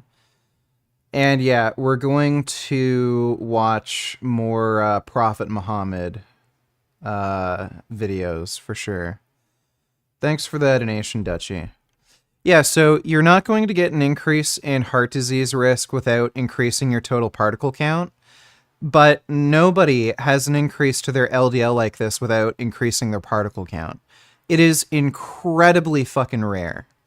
Like 1 in a billion, like winning lottery chances. No problem. Just let me know when you feel ready. Okay, sure, James. Probably like next weekend would be good, so I'll just like ask you then. Thanks for the donation though, dude. I am not concerned with my cholesterol numbers. In fact, I am proud of. Well, then you're stupid. You're just dumb. Like, guess what? You can deny it all you want, but science doesn't care about your fucking feelings. You're massively increasing your risk of heart disease. And if you stay on YouTube long enough, we're going to see you have a fucking heart attack or stroke. And everybody's going to say, I told you so. So keep doing it. Keep it up in 10, 15 years, however long it takes, if you're still on YouTube and you're still following this stupid diet, we're going to see you have a heart attack or a stroke and you're not going to be able to walk. You're going to have like half of your face basically not work and be frozen. And you're going to live a completely different fucking life. You might have brain damage. You're never going to be able to drive a car again because of the stupid fucking choices you made. My triglyceride and my HDL numbers and the ratio that I got. You have the lowest triglyceride level, I believe I've seen at 15. Certainly. Yeah, so if you look at triglycerides versus cholesterol, in terms of like what is the best predictor of heart disease risk, triglycerides have virtually zero level of predictability when it comes to heart disease risk. Cholesterol has a incredibly accurate predictive capability of heart disease risk. In fact, there was a study recently that was looking at overweight diabetics. They were looking at medication to lower triglycerides. Sorry, you may have already talked about this, but what is your position on Israel versus Palestine? That's just a stupid open-ended question, dude. I think Israel should kill off Hamas, and what they're doing currently, I don't think they're not doing anything wrong. Thanks for the donation, though, dude. So there was a trial recently that looked at overweight diabetics, and they were giving them medication to reduce their triglycerides to see if that reduced their risk of heart disease or cardiac events. The medication that lowered triglycerides did not have any benefit when it came to reducing cardiac events. Medications that lowered cholesterol, however, did have a benefit when it came to reducing cardiac events. So that should tell you something. Again, going from a triglyceride score of 97 to 15, like you wouldn't expect that to have any benefit whatsoever. 97 is a perfectly healthy triglyceride score, and 15 is just like rock bottom low. So like if she was going from like say 3, 4, 500 or something ridiculous like that to, under 100, you could maybe conceivably believe, okay, like, yeah, that might reduce your heart disease risk in the future. But she's going from 97 to 15. Like, why does this guy fucking care? Like, yeah, let's make a big deal of this, something that you wouldn't expect to make any fucking difference. But let's ignore the fact that she more than, like, fucking quadrupled her LDL. She more than doubled her fucking total cholesterol score. And her HDL only went up, like, by, 20 points or something? So clearly her, like, based on this, her ApoB increased massively. Her total particle count increased massively. So her risk of heart disease is in the very high risk category.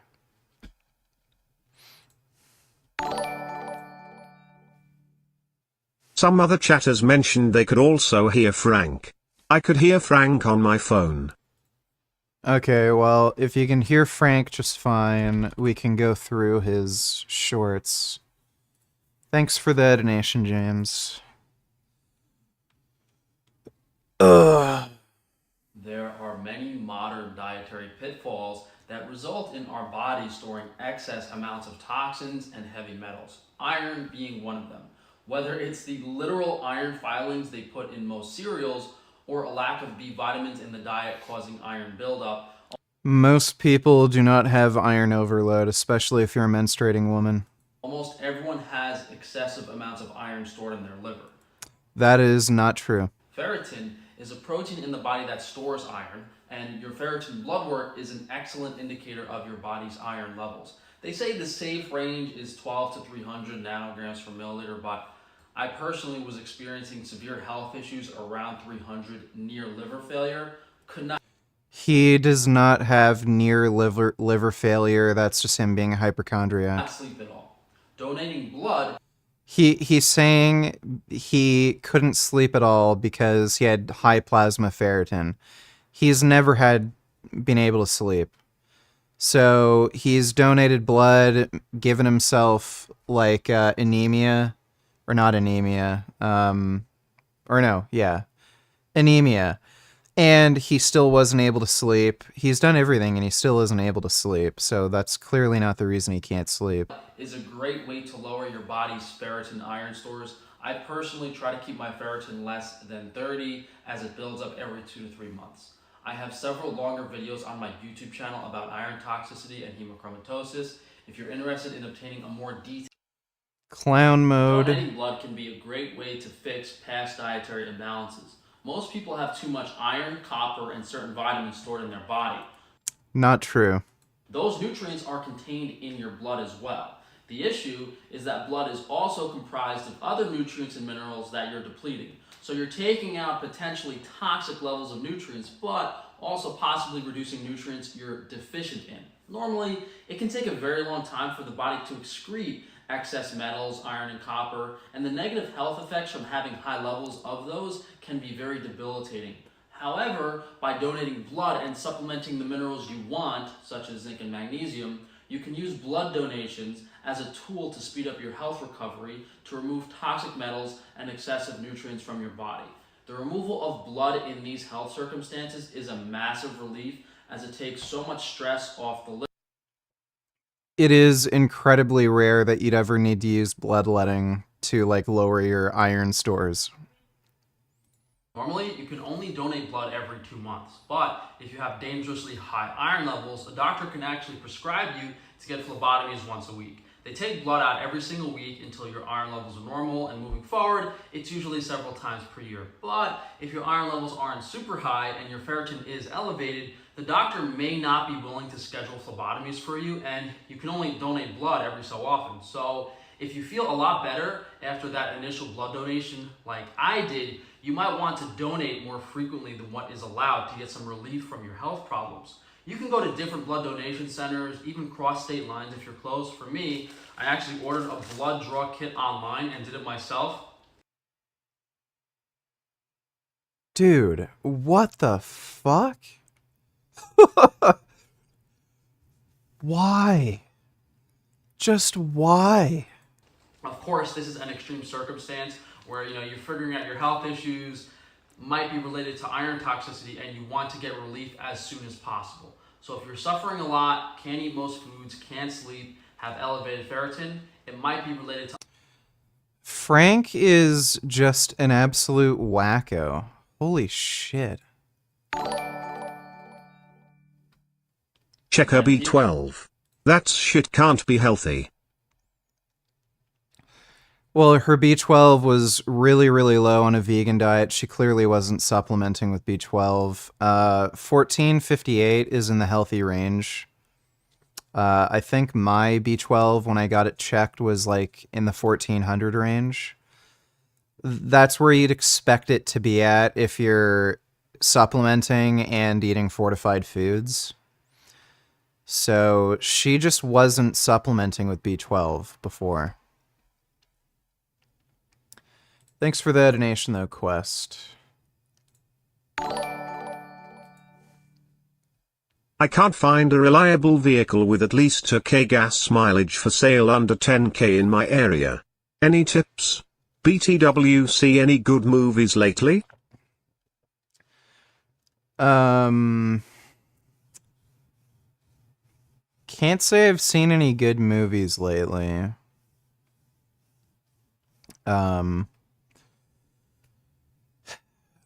Best car that's reliable, that gets good gas mileage, is going to be a Mazda Miata. You can find plenty of used Mazda Miatas that don't have a ton of mileage. They're very reliable vehicles, and they get pretty decent gas mileage. So I would look for something like that. The only other option would be to get a motorcycle, and like literally any motorcycle is going to get good gas mileage. If you want something that's rock bottom, dirt cheap, that's reliable, I'd look for a DRZ 650.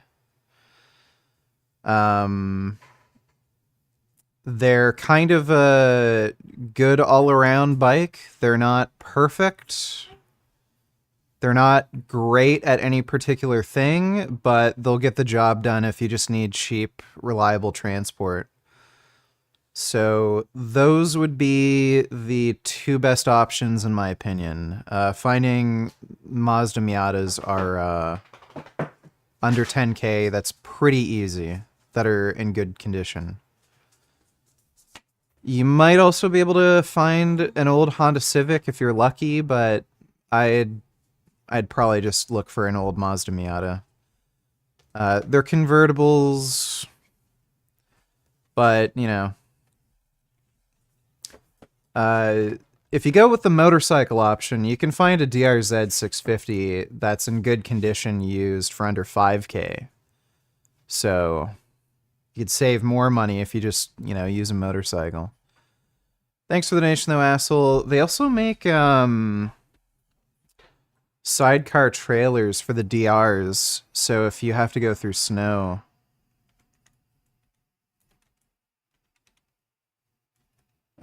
Side trailer.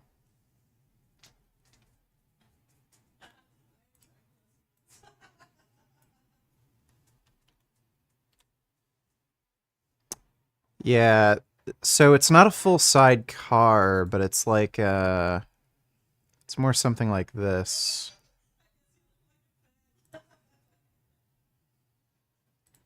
Well, anyway, you can get like a sidecar attachment so you can ride them in the snow, basically.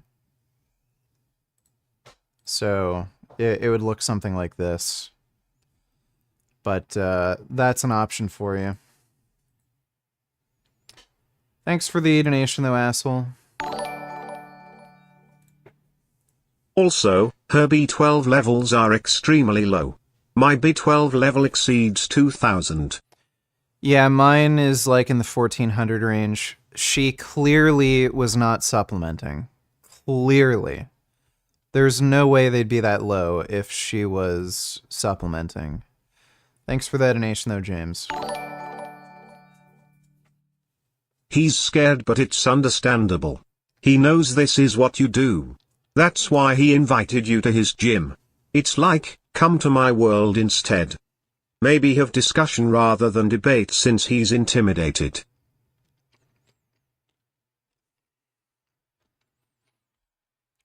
I'm not gonna have a discussion. I'm gonna debate the guy, so... He can cry and make up whatever fucking excuses he wants. Oh, you had a picture with a knife. Oh, you said something mean about Islam. I don't like your opinion on fucking Israel-Palestine. Like, he can make up whatever excuses. I'm only willing to debate him. I'm not gonna have, like, some random fucking discussion with a guy where we just chat things up. Whatever, though. Thanks for that donation, though, Yo-Yo Vegan. Biggest misconception I had about Palestine is I thought that Palestinians are an ancient ethnicity that lived in the region for millennia. Friends tried to tell me that Goliath in David and Goliath's story was Palestinian, said that's why Jews hate them lol. No matter how many carnist doctors, carnist YouTubers, anti-vegans, and animal-abusing restaurants there are, veganism will never be stopped. Makes my day knowing that veganism keeps spreading while Steak and Butter Gal and Paul Saladino are triggered lol. Yep. It's just a fad diet, and these people are just going to move to the next fad. So yeah. Thanks for the donation, Green Cookie. So, I'm pretty sure the word Palestine comes from the word Philistine. So,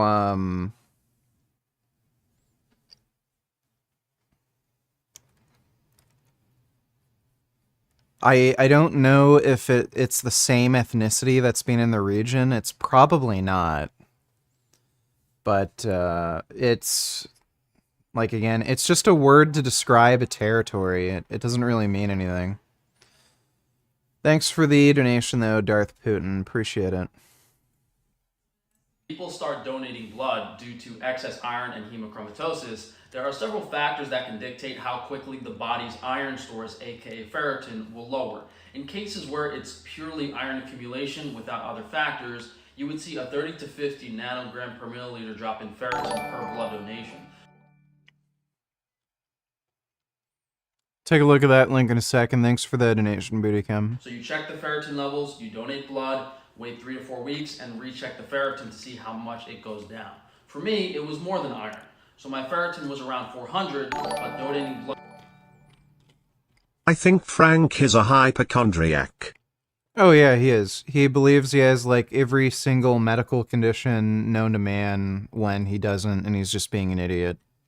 Thanks for the donation, David. Once lowered by over 100 points. That could mean you're storing other toxic levels of minerals and vitamins in your liver and your body. So reducing the iron is just one piece of the puzzle that can help you feel better. And this is a continual maintenance. Once your ferritin is below 30, you should stop donating, but it may creep up over the course of several weeks to months. Ferritin is a very cheap blood test, so it's not a bad idea to check it 3 or 4 times per year.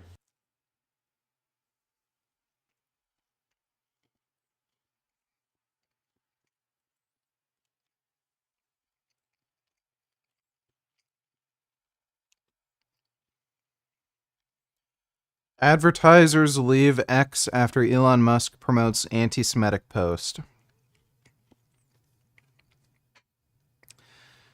He just loves driving his own companies into the ground, dude.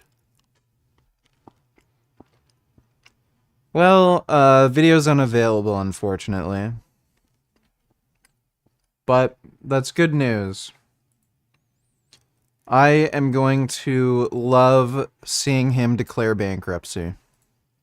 You know, probably some genetics and everything else going on there. And my remnant cholesterol after Ovadia calculated it for me. Remnant cholesterol. To calculate remnant cholesterol, you take your total cholesterol and then you subtract your HDL cholesterol and then you subtract your LDL cholesterol. What's left over is what's considered your remnant cholesterol. Your remnant cholesterol would be 3.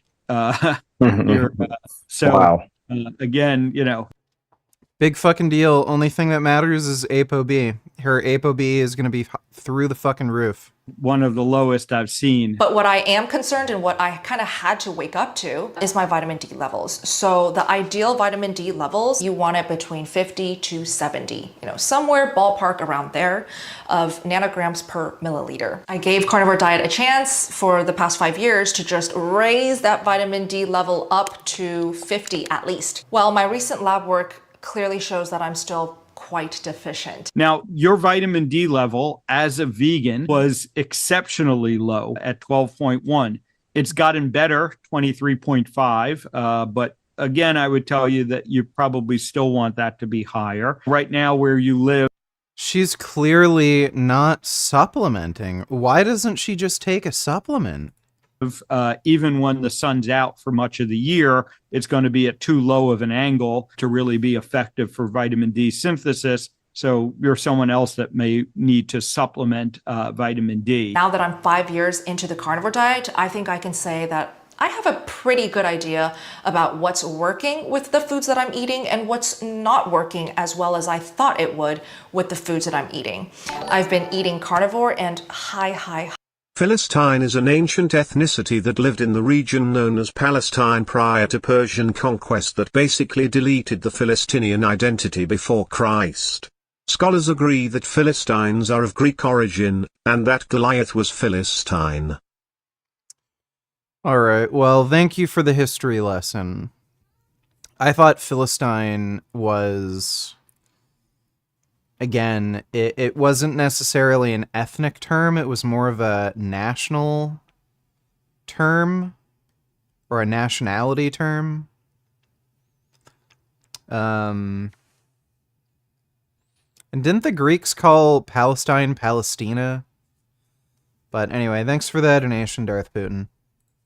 High-fat carnivore. I never shy away from sharing and saying just how much fat I love to eat. Not because Yeah, well, we can see how that's reflecting in your, blood work. No shit, you eat a high-fat diet. Your cholesterol's through the fucking roof. I force myself to eat more fat for any reason. It's because I know my body craves for it. I know how great I feel when I eat more animal fats, and it has healed so much already for me. My hormones, it brought back my period. It has completely upped the quality of my skin. It's healed my autoimmune issues. I know that it must have also been in conjunction with sticking to a carnivore diet lifestyle. But clearly it's just not giving me enough where my body can convert it to quality vitamin D3. One of the biggest improvements when it comes to sunlight. What is she talking about? What? She thinks you convert dietary fat into vitamin D? That's not how that works. And getting that vitamin D3 is I don't burn anymore. If you eat animal foods and you cut out the seed oils, peanut oil, sunflower oil, canola oil, all of those rancid seed oils, when you cut those out completely and instead eat delicious saturated fats, animal fats, and just animal foods. This is retarded. No, that does not affect... What is going to actually impact your ability to withstand UV radiation is going to be carotenoid content in the food you eat. If you eat more carotenoids are going to build up in your skin, and they're going to work as antioxidants against UV radiation. So that's going to have a protective effect against, sunburns. Not eating... oils aren't going to do anything against sunburns. Your skin is able to tolerate the sun. No. Not only do I no longer burn in the sun, I notice that I don't get sensitive, irritated, itchy even when I am out. This is literally all in her head. In direct sunlight for long periods of time. So I can tolerate the sun, I can properly... Yeah, this is just stupid all in her head. She's So, imagining it. I never sucked a dick, but somebody did put their dick in my mouth in jail and my mouth watered. I ain't gay, but imagining sucking a dick kinda reminds me of Christy sucking off somebody, because I can't imagine her sucking me. I'm too lame. Church. Alright, well that's good to know. Thank you for sharing that story. Sounds like a Miss Frank Tufano. Yeah, really, she's just as fucking delusional as Frank anyway. Thanks for that donation, James. Thanks for that donation, Andrew. Enjoy that gorgeous sunlight and how wonderful it feels on our skin, but my skin and my body does not react or get this allergic reaction where it becomes... There's no such thing as an allergic reaction to the sun. If your skin burns, it just means you're being exposed to high amounts of UV. inflamed, red, flaky, dry, itchy sometimes. Yes, that's what happens when your skin is exposed to high amounts of UV for a long enough period of time, you dummy. I used to get itchy just by being out in the sun, and now Yeah, that's from the sun damage, you idiot. I understand why. My vitamin D levels were 12. So I am now going to make it a... What is she talking about? Vitamin D does not protect you against sunburns.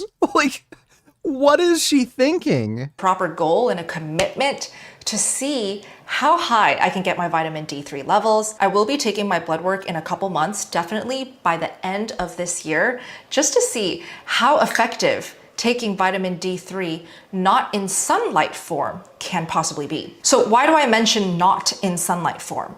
I am not actively avoiding the sunlight. In fact, Well, then you're stupid. You're going to make you're just going to give yourself wrinkles. This woman, in 10 years, is going to look like shit, I can guarantee you.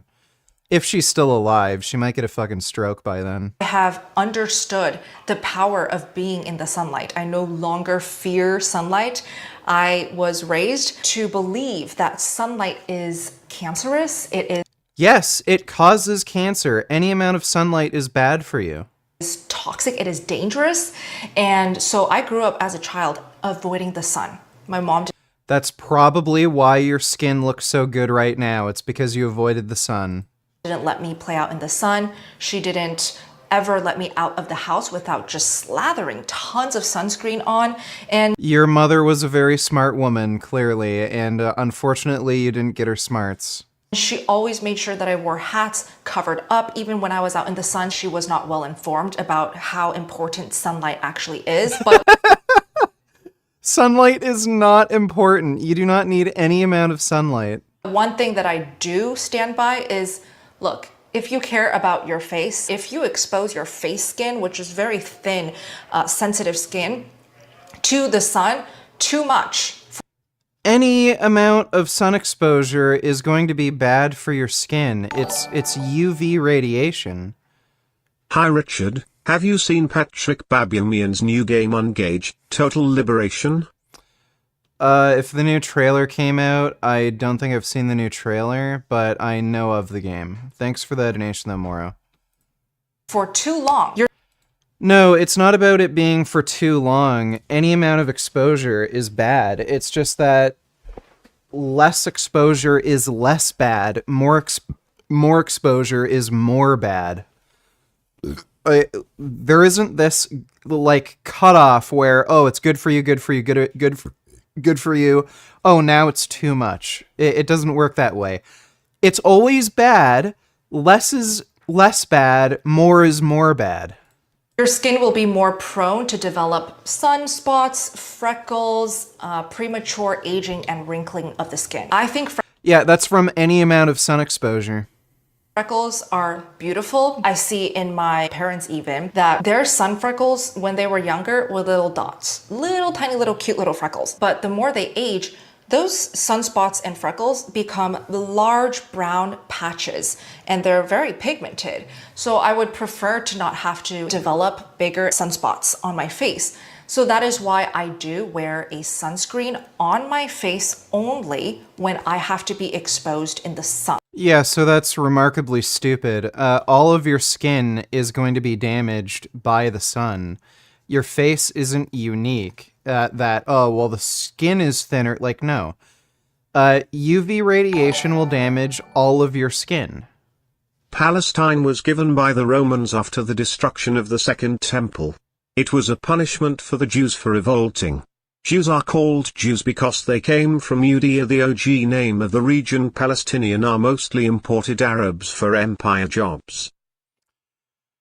Okay. Did not know that. Thanks for the donation, Vegan Bond. Over the summertime, I make it a point to get sunlight every single day. I live in Seattle, Washington. Yeah, well, you're stupid. You're just damaging your skin.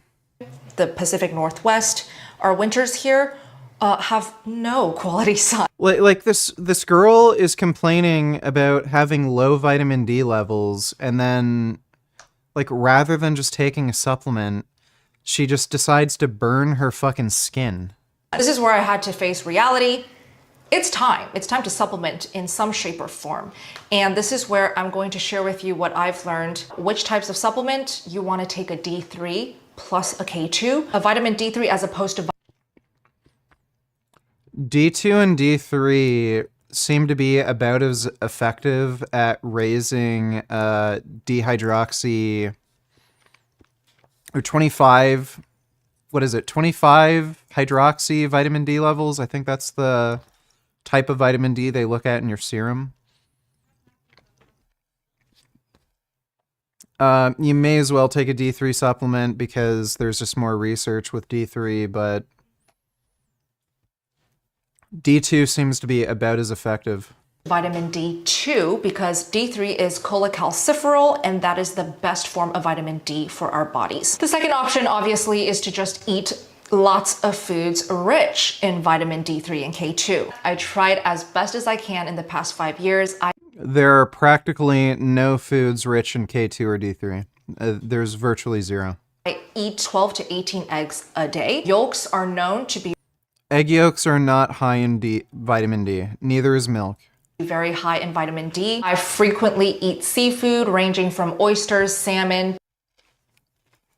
Yeah, it's only going to be fish that are high in vitamin D, and even then, it's not particularly high. You need to eat like an entire salmon just to get your RDA. Tuna, halibut, just all types of seafood as frequently as I possibly can. I eat so much grass-fed butter, and unfortunately, it's not enough for my Butter has virtually zero vitamin D in it.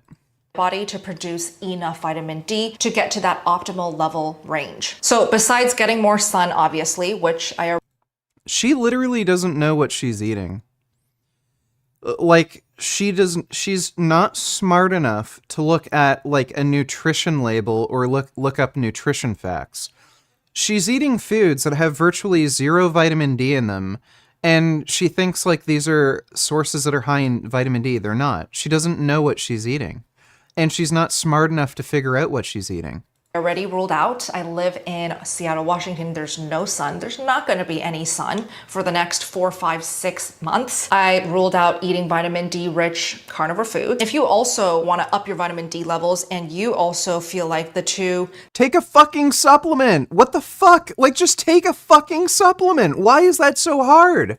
That I ruled out applies to you. We can either supplement with a really good vitamin D3 K2 supplement, or we can get and invest in a Sperity lamp. The Sperity lamp is not affordable. Holy fucking shit. She's recommending people get a UV lamp to burn their skin. Why would you do that? That is just so stupid. Any means. I checked on Amazon. It is hundreds of dollars. So I'm thinking about that still. And the third one is It literally is pure UV that will just burn your fucking skin. Why the fuck would you use that to increase your vitamin D levels? Get a fucking supplement. Are you insane? move somewhere with quality, amazing sunlight, or go on vacation. Or take a supplement. Oh my god. Vacations to places with sunny weather. I don't think I will have the time this coming winter. I definitely will not be moving anytime soon. I really think since I'm gonna get married soon, I just got engaged, we are probably going to settle down in Seattle, Washington. Here's where I did research on what brands of supplements do carnivores love? Seeking health and nature-wise. Okay, so I'll put up photos. As long as it's at least 1,000 IUs of vitamin D3 in a single serving, then it's going to be a good supplement. So you only need 2,000 IUs per day. So 1,000 IUs per capsule is dosed pretty much perfectly. So you just take 1,000 IUs in the morning, then 1,000 IUs in the afternoon or something. Or you can just take 2 capsules at once. Photos on the screen. Seeking Health is in drop form. I decided to go with drop form because the ingredients were the most minimal. It was literally just D3 and olive oil. Those were the only ingredients, and it's in drop form. So you don't have to take in the supplement casing, which usually has glycerin in it. And glycerin is a form of sugar. And the other brand, Oh god, yeah. A tiny little bit of sugar. Oh geez, that's gonna fuck your health up. But yeah, burning your fucking skin with a UV lamp and eating tons of fucking red meat, yeah, that's gonna be just fine for you. This woman is crazy. She's literally the female version of Frank Tufano. What a fucking clown. 少子化が問題になっていると思いますか？どうして人口が減ってきていると思いますか？女性がなんか手に職持ってなんか独立っていうか自立して生活できる社会がなんか根付いてるのと、あとはなんだ All of the women seem to be going for the foreigner men, especially if you look at the cities and you look through the interviews. Especially in Tokyo, I see many foreign person and Japanese person couple, but usually a foreign guy and Japanese girl. But other way around, I haven't seen many. Yeah. You know why? Because I don't know. Honestly, I don't know why, because I'm mixed as well. My mom is black and my dad is Samoan, so we always talk about this. So I wonder, like, why is it always, like, the guy that has to be foreign? But, yeah, I don't know. You don't know, but you know this as well. Yeah, I've always seen it around. You know, after researching, it seems a lot worse than what I initially thought it was, between how many flavors. I think women in particular tend to find foreign men more attractive than men find foreign women attractive. Not sure particularly why that is, but I've noticed that cross-culturally. Women especially tend to find foreign men more attractive than men find foreign women attractive. Of sex work there are, how extremely available it is, how they do business field trips, how the women are struggling after divorce, taking care of the kid. It just seems really rough, so I don't blame them if they want to go for foreign men. 人口が減ってきているのに対して、それで経済も落ちているじゃないですか。それの解決策として外国人を誘致していっぱい進んでもらうっていうのがあると思うんですけど、メリットデメリット両方あると思うんですけど、それについてはどう思いますか？私は全然メリットだなんかいいと思います。そうですね、やっぱり若い働き手が日本少ないので、海外の方来てもらってなんか働くことでなんかこう経済回るようになるんじゃないかなって私は思います。外国人。Thanks for watching the video, and before you go, let me see. See if I can find one of those channels. Yeah, Takashi from Japan. Yup. Candace getting fired. Don't watch this trash toe. Claims Israel lied about Hamas HQ under Al-Shafar cause they don't want to give fuel for incubators. Can't wait for Destiny to crush this tool. Oh my god. So she's getting fired. Okay. All right, ladies and gentlemen, wow, this is going to be the last episode before I go on maternity leave. You're going to miss me. I'm going to miss you. So what are we... Yeah, maternity leave. No, it's just going to be leave. She's getting fired. She's actually claiming the El Shifa hospital was like a cover-up, basically. That's crazy. She's an idiot. What a hill to die on. Thanks for the donation, though, Caleb.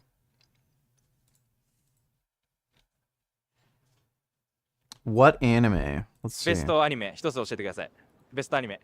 進撃の巨人。進撃。Hey guys, how you doing? I'm Takashi from Japan. So today I'm going to interview Japanese people what anime is the best of all time. At the end of the video, I'm gonna tell my best anime of all time. Okay, let's get started. 今までで一番いいアニメを教えてください。個人的に好きなのはジョジョになっちゃうんですけど、 JoJo みんなに見てもらいたいアニメはドラえもんとかですかね。結構いいアニメじゃないかなって思います。 Doraemon 今見てるアニメは鬼滅の刃見てます。 Oh, Demon Slayer. いいっすね。あれはあのアニメも結構いいアニメかなって思います。なるほど。ベストのアニメ一つ教えてください。はハンターハンターが好きですね。楽しいです。見てて。一番のアニメは何ですか？スクールデイズ。スクールデイズ。ごめんなさい、ちょっと、理由はなんかね、ちょっとやっぱ日本のアニメってなると、ワンピースとか、まあベタなアニメばっかり知られてるんですけど、なんかもっともっとディープで、まだまだ知られてないアニメ世の中にたくさんあるんで、僕は日本でも有名な、シリアスなアニメ、スクールデイズをおすすめします。 School Days. シュタインズゲートって知ってます？ Steins Gate is dope, actually.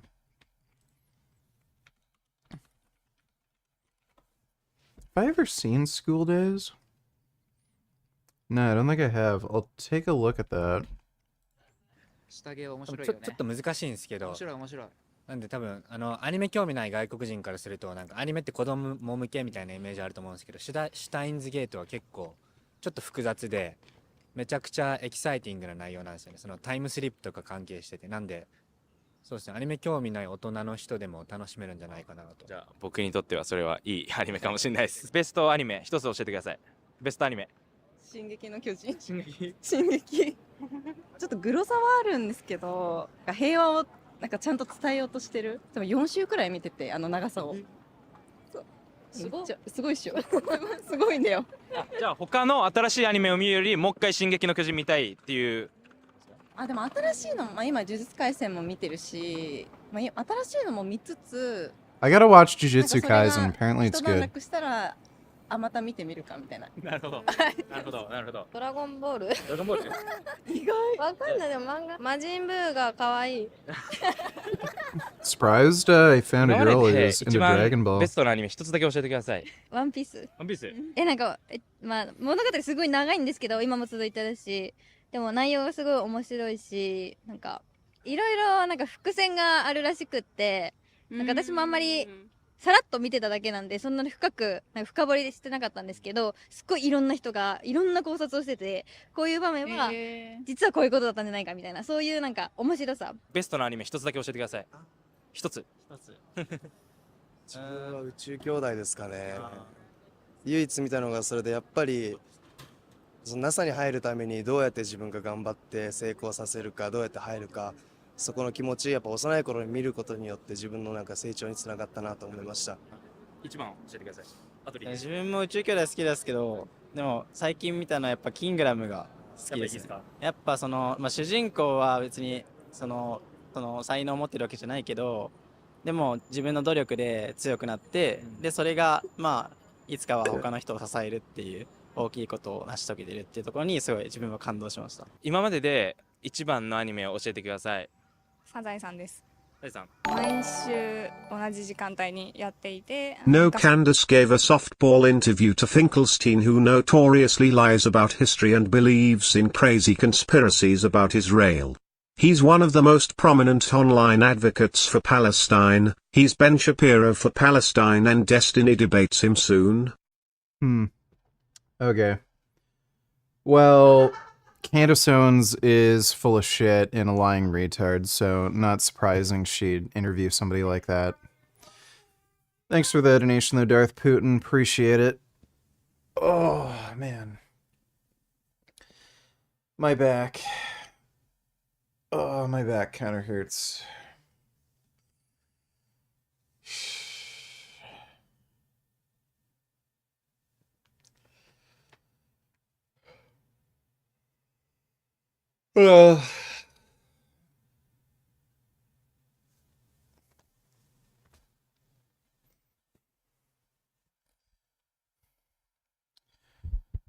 Alright, let's watch some Prophet Muhammad adventures.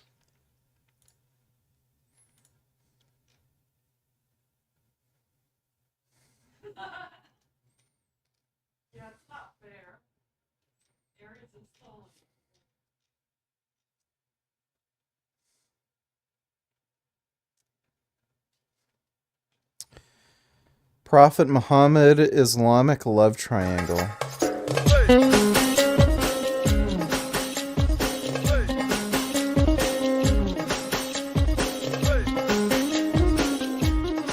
It was Hafsa's turn to sleep with the Prophet.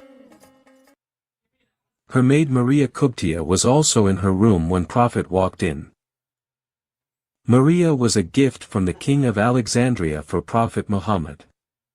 She was a very attractive and voluptuous young teenager. She aroused carnal desires in any man who looked at her. Then our Prophet was not any man, he was endowed with 30-man libido by Allah.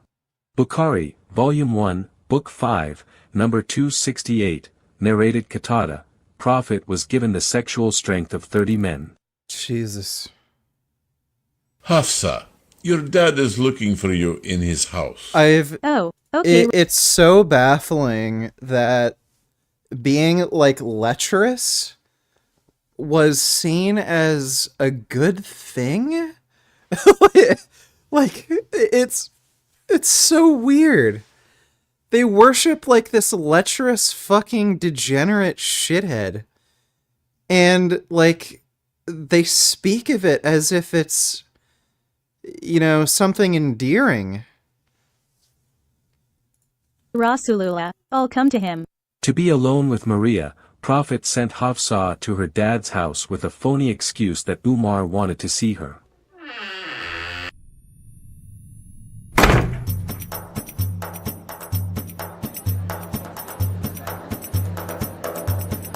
Oh, this is a good comment. I stopped watching Netflix after I discovered Islam. So much more entertaining. Yeah, really.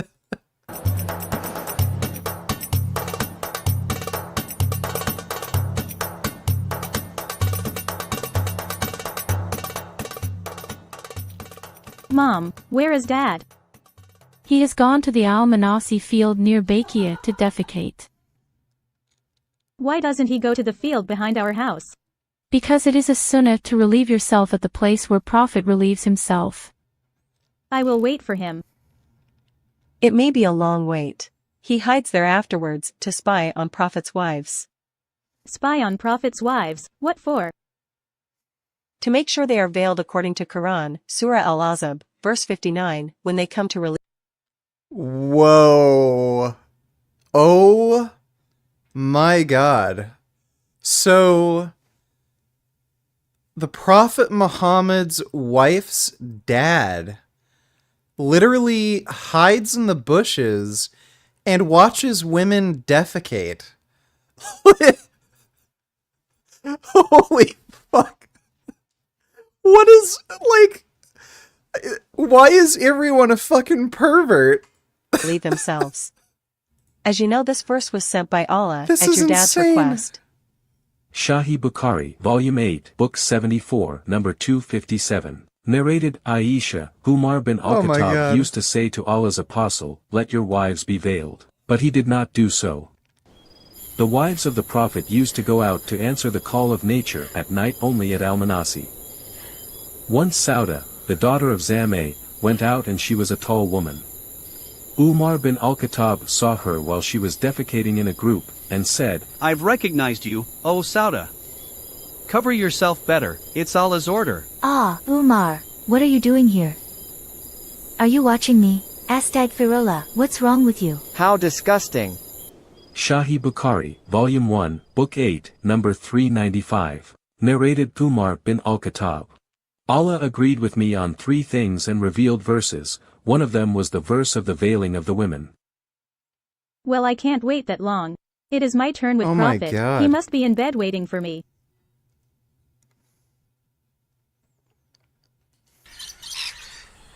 Oh, those are some good Prophet carrots. in bed, but not waiting.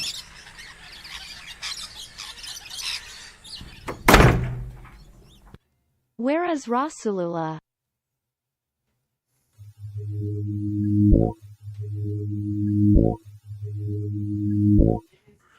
Ah, Maria. Maria.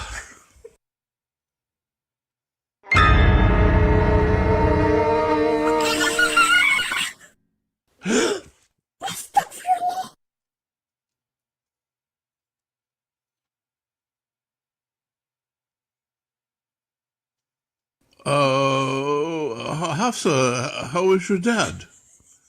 Rasulullah, you lied and deceived me to screw my maid? Hafsa, mind your language. Quran, Surah Al-Azab, verse 32 says, O wives of the Prophet, you should talk to Allah's Prophet in an honorable manner. I will speak honorably to the Prophet when the Prophet stops acting dishonorably himself. Having sex with slave girls is not dishonorable. Allah has made them halal for me. Quran, Surah Al-Azab, verse 50. Muhammad, sex with slave girls and captured women is halal for you. I don't give a rat's behind who is halal for you and who is not. You can have sex with a she-camel for all I care. But I don't want it in my bed and on my night. Hafsa, calm down. I will tell you something. If you keep this incident a secret between you and me, and don't tell anyone, I take it oath that I will never touch Maria again. And please cool down first. Go have a drink of cold water. Okay, I trust you with your oath. I have the urge to go to Al-Manasi now.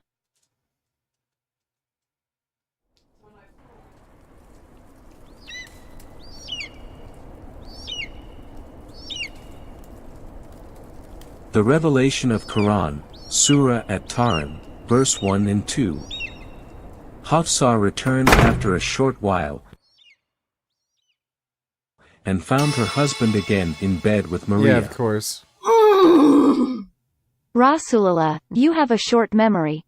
You had just said you will not touch her again.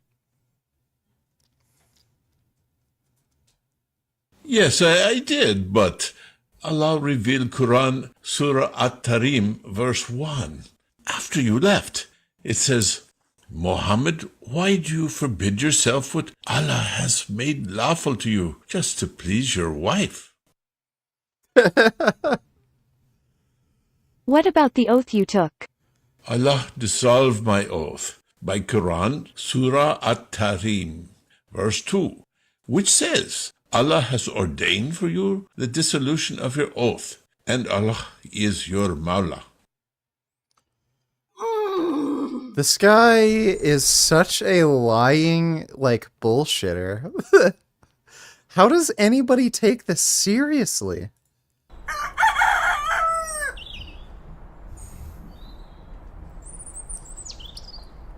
Imagine, being able to tell your wife or girlfriend, oh yeah, God said it's okay for me to cheat on you, so yeah, deal with it. Next morning when Prophet returned from Fajr prayer, his wives gave him dirty looks and a silent treatment instead of happily greeting him like every day. Good morning, O Aisha. Hi, Juwaria. Hello, my love Zainab. As smart as our Prophet was, he knew right away that Hafsa had ratted and had divulged last night's incident to all other wives, who incidentally hated Maria for her beauty and Prophet's fondness for her.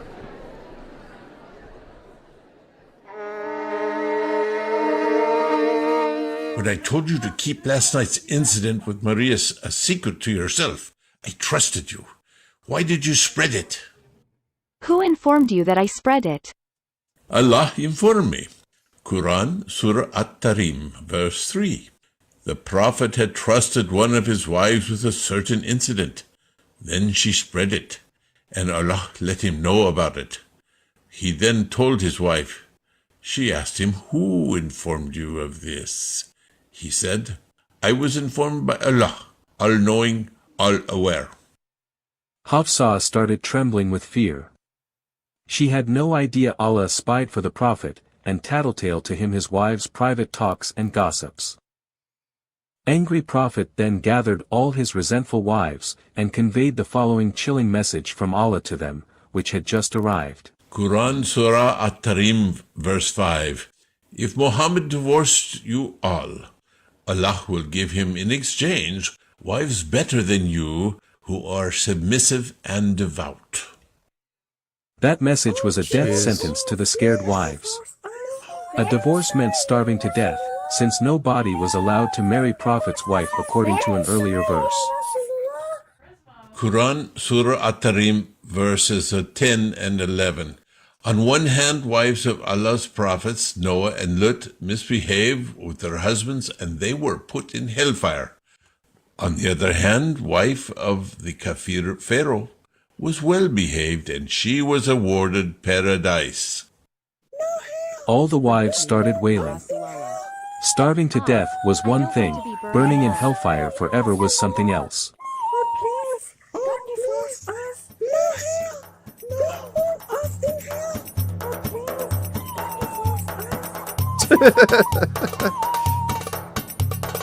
Okay, I have pity on you all. After all, I'm a merciful prophet. I will just apply the Quran Surah An-Nisa, verse 34, abstaining from sex with all of you for a month as a disciplinary action. Yeah, But right. the reason why the Holy Prophet decided not to visit all of his wives for a month was because he intended to spend a full 1 month to sleep exclusively with Maria alone.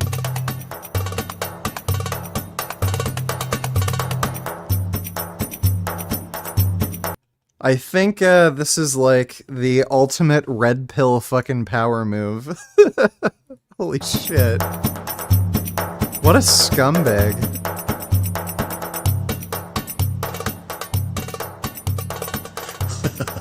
I'm so smart. This is like killing two birds with one stone. Sahih Bukhari, Volume 3, Book 43, Number 648. The Prophet did not go to his wives because of the secret which Hafsa had disclosed to Aisha, and he said that he would not. I want my women to bow down to me. How do I get like 5 to 6 women to worship me like Muhammad? Well, let's see. You gotta start your own religion. You have to murder people so everyone fears you. And I guess, like, go from there. Think, like, half of Prophet Muhammad's wives were, like, women whose husbands were murdered and that he ended up, like, stealing for himself. So maybe, yeah, commit tribal genocide. That might help. Thanks for the donation, Oinky Oinker. Go to his wives for 1 month, as he was angry with them, when Allah admonished him for his oath that he would not approach Maria. Allah also decided to pitch in the gross. misery of Prophet's wives by making Maria pregnant with a baby boy, named Ibrahim. This was something Prophet Muhammad desired most and which could not be delivered by any of the 9 resident wives. Oh, Allah bless me so much. Not only I got an extremely beautiful Jariyah, but I also got a son from her. Alhamdulillah. But unfortunately, Ibrahim died when he was 2 years old.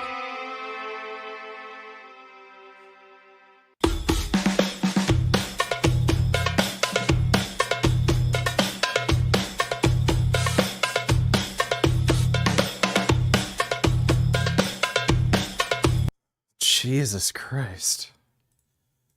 I don't know how anybody can fucking follow a religion like this. Like, it's just so blatant that this guy is a manipulative jackass. Let's see.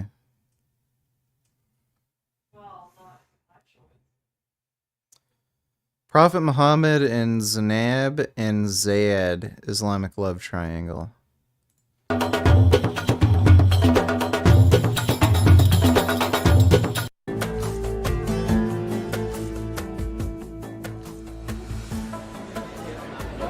Prophet Muhammad had an adopted son named Zaid bin Muhammad. He would like to marry off Zaid. Zaid, I would like to marry you with Zainab. I think she would be a great wife for you. Yes, Rasulullah. Let's go to her place.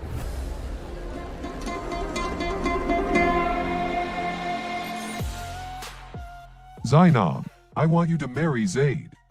What? He used. I think I have what it takes to be Muhammad.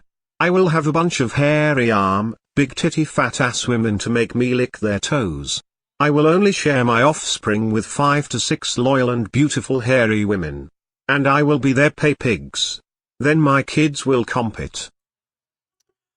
Sounds like a plan. Thanks for the donation, Oinky Oinker. Used to be your slave. I thought you want to propose me. No, no way. I don't want to marry him. He was a slave and I have a higher social status than him. You have to marry Zaid. Oh Razalullah, do you really want to tell me what to do? If I already decide something for you, then you need to obey. Quran, Surah Al-Ahzab, verse 36 says, "It is not for a believing man or a believing woman, when Allah and His Messenger have decided a matter, that they should have any choice about their affair. And whoever disobeys Allah and His Messenger has certainly strayed into clear error." Okay, I will marry Zaid.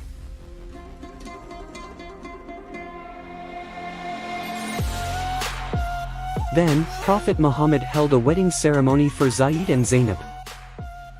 One day, Prophet Muhammad tried to find Zaid in his house. Zaid, are you there? But Zaid was not at home.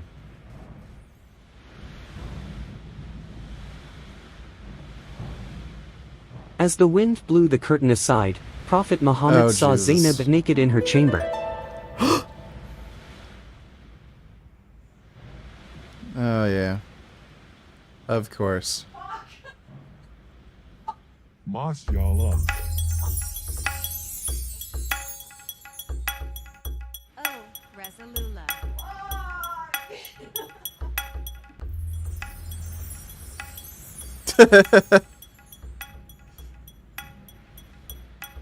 Zainab quickly put on her clothes, then she went out to meet Prophet Muhammad. Come in, O Prophet of God, for you are as my father and my mother to me. Bless him who changed one's heart. It's a nice camel.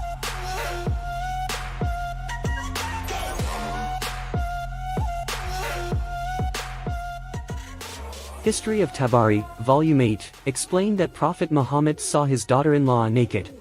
Zainab was in her chamber, undressed, and admiration for her entered the heart of the Prophet. After seeing his daughter-in-law naked, the Prophet felt in love with her. This is according to the Tafsir of Quran, Surah Al-Ahzab, verse 36. This guy had an adopted son. What is your position on the Israel-Hamas conflict? Hamas needs to be completely and utterly eradicated. That's my position. Thanks for the nation, Fuyu. So this guy had an adopted son, forced this woman to marry him, then he walked in on her naked, and because he got fucking turned on, he fell in love with her. Oh my god, dude. Why does anybody worship this lecherous pervert? Then on one occasion the Prophet caught sight of her and felt love for her.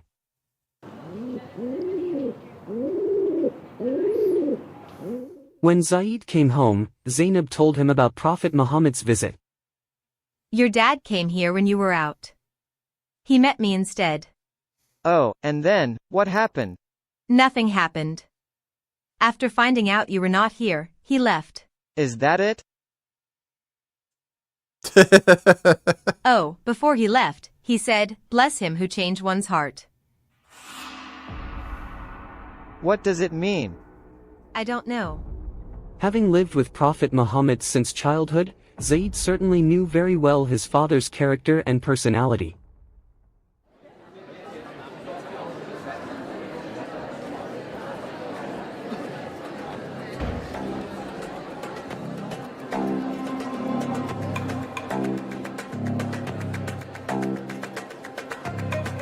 It was difficult for the Prophet to hide his feeling toward his daughter-in-law.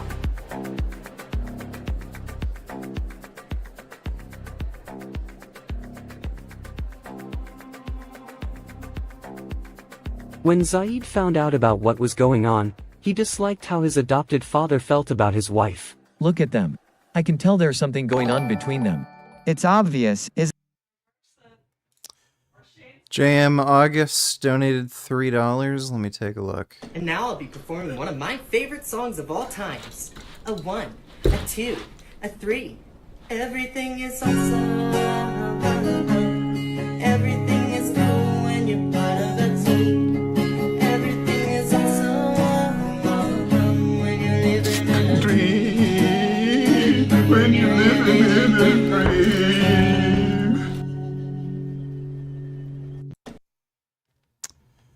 Yes, that guy looks weird. Thanks for that donation, JM August.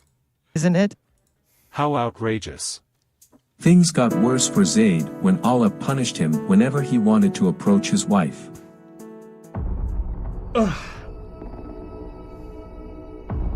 Ouch, it hurts. My private part is swollen so bad, it hurts.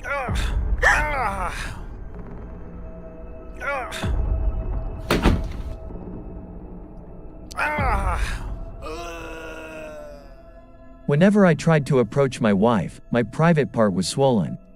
I couldn't function as a husband and I was in pain. Bro, I think maybe Allah did that to you. He tried to preserve Zainab for your father. Tafsir al-Qurtubi, Al-Jamili Akam, Volume 7, page 139. Quran, Surah Al-Azab, verse 37. Allah did the following to my husband, Zaid bin Muhammad. Islam is so based. I never saw it until now, but obviously this is the true religion. This is at least as reasonable as evolution and relativity. Muhammad was a real G and ran train on those blanket-wearing bitches. Sign me up. Was that you by the dolls? No, that wasn't me. That was some other black guy. Thanks for the donation, babies belong in blenders. Oh my god, dude, this cat. Why are you such a cookie cat? This cat keeps trying to take my cookies. What are you doing, Primmy? What the hell do you think you're doing? You're so silly. You're very soft. So soft and so handsome. Yes. That's a good cat. Primmy's a good cuddle cat. Love my little cuddle kitty. Love my little cuddle kitty.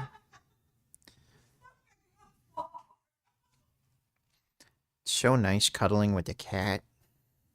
You're the best kitty. Love you so much, Prim Prim. You're the best. Yeah, fucking, can understand why a lot of, red pillars want to turn to Islam when they hear of these stories of, like, the Prophet Muhammad. Like, yeah, it makes sense why fucking Sneeko would want to become Muslim. Zaid's penis started to swell, so he can't make love with me.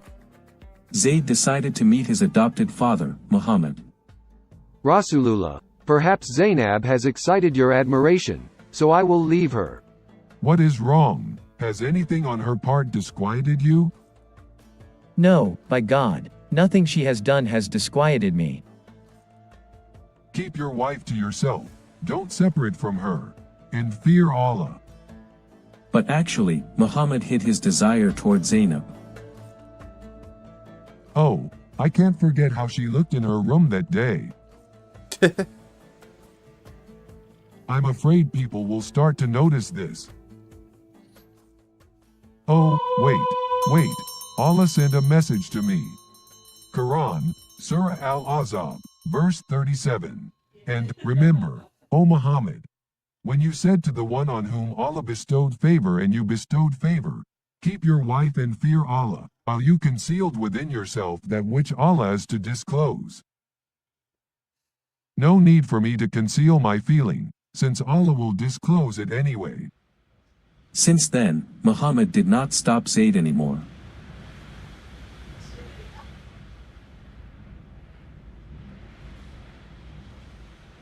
I will divorce Zainab so you can marry her.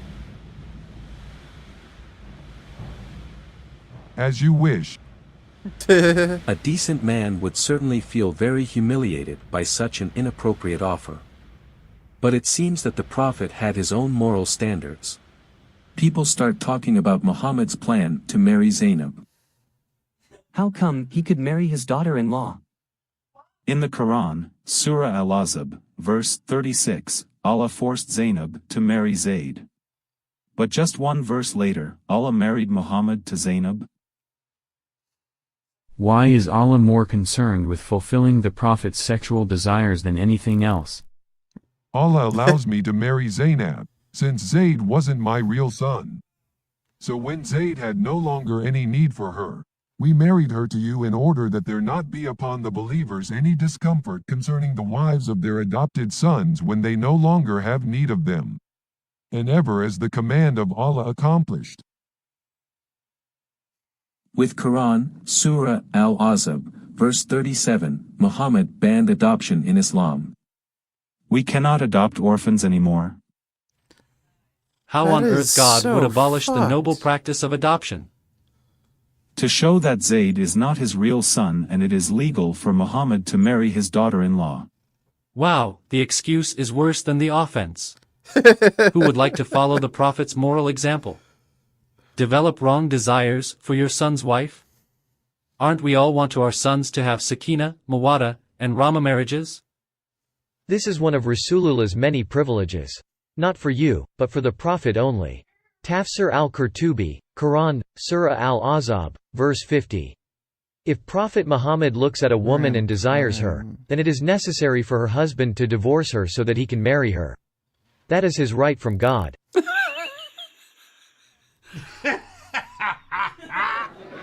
A marriage celebration was held for Muhammad and Zainab. So this fucking whack job forced a woman to marry his adopted son. He ended up seeing her naked and wanted to fuck her. Came up with some contrived excuse claiming, "Oh, God wants me to fuck you," and then banned the practice of adoption to avoid a situation like that ever again. What a fucking insane person. Holy shit. I have a kitty here. Look at my kitty. Prismo's really special. I love him. Isn't that right, Prim Prim? I think Prim Prim knows he's special. Primmy's very special. Look at him. Yes. That's a good Prim Prim. Oh my god. Oh, I love you so much, Prim Prim.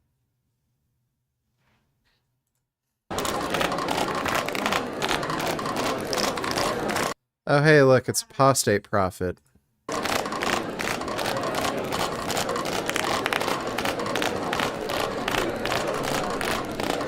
Everybody was happy except Zaid. I lost my beloved wife. What's more, I'm not the Prophet's adopted son anymore. In the past, people called me Zayd bin Muhammad, but now they call me Zayd bin Haritha. How can I be happy in a situation like this? Up to late at night, guests still did not want to leave Prophet Muhammad's house. The Prophet left the room to give a hint that it was time for the guests to leave.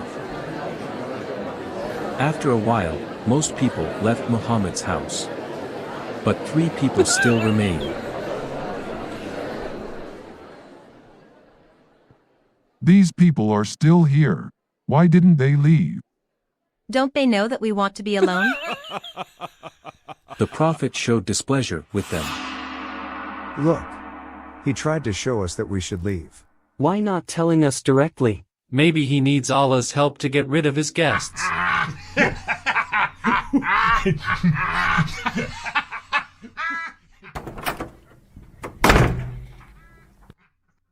At last, what am I supposed to do?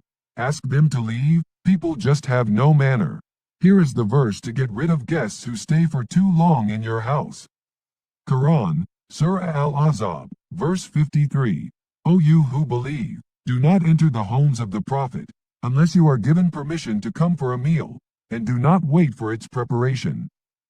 And when you are invited, go in. And when you have eaten, disperse, without lingering for conversation. Wow, what an entitled fucking asshole. This irritates the prophet, and he shies away from you, but God does not shy away from the truth. Even after He literally made a Quranic verse saying, "Get the fuck out of my house after you're done eating." Oh my god. What the fuck? How does anybody take this religion seriously?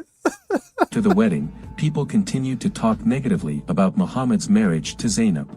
How could he have the heart to cancel Zaid's adoption?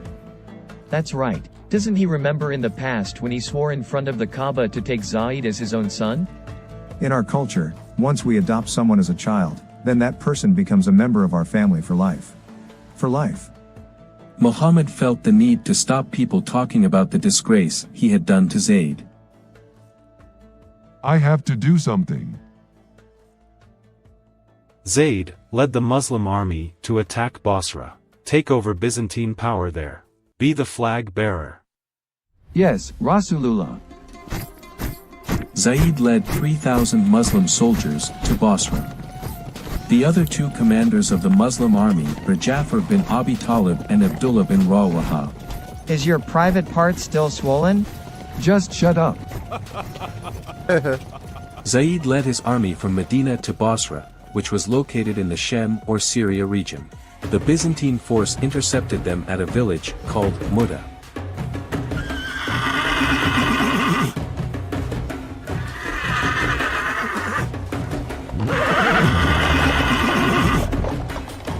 Oh, they're already waiting for us.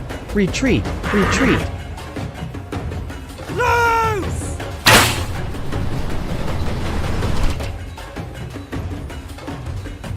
The two Muslim commanders, Jafar bin Abi Talib and Abdullah bin Rawaha, died in the battle.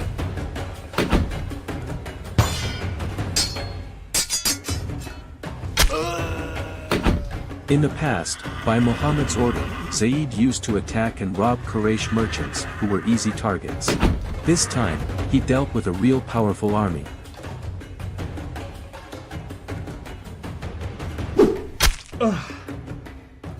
Zayd finally died.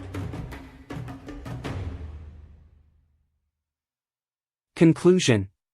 In Quran Surah Al-Ahzab verse 36, Allah and Prophet Muhammad forced Zainab to marry Zayd. But then Prophet Muhammad felt in love, or lust, toward Zainab after he saw her naked.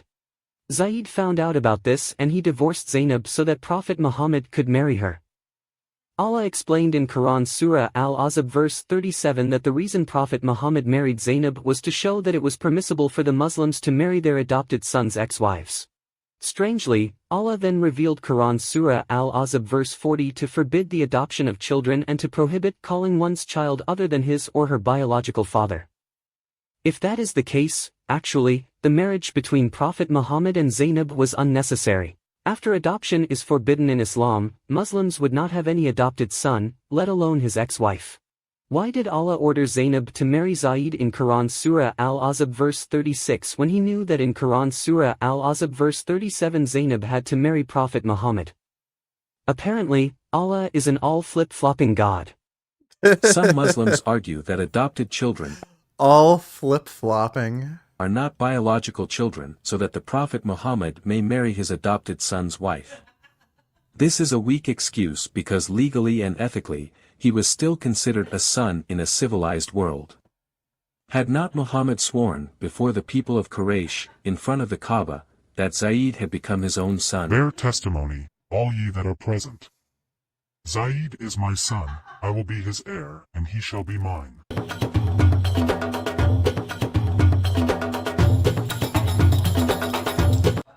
Yeah, dude, Prophet Muhammad is an actual fucking narcissist. Holy shit, dude. That is crazy. I have a kitty sleeping on me.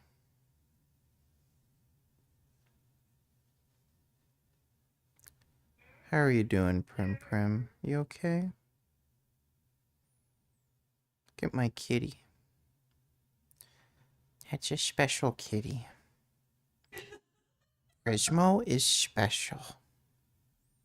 I love my special kitty. Let's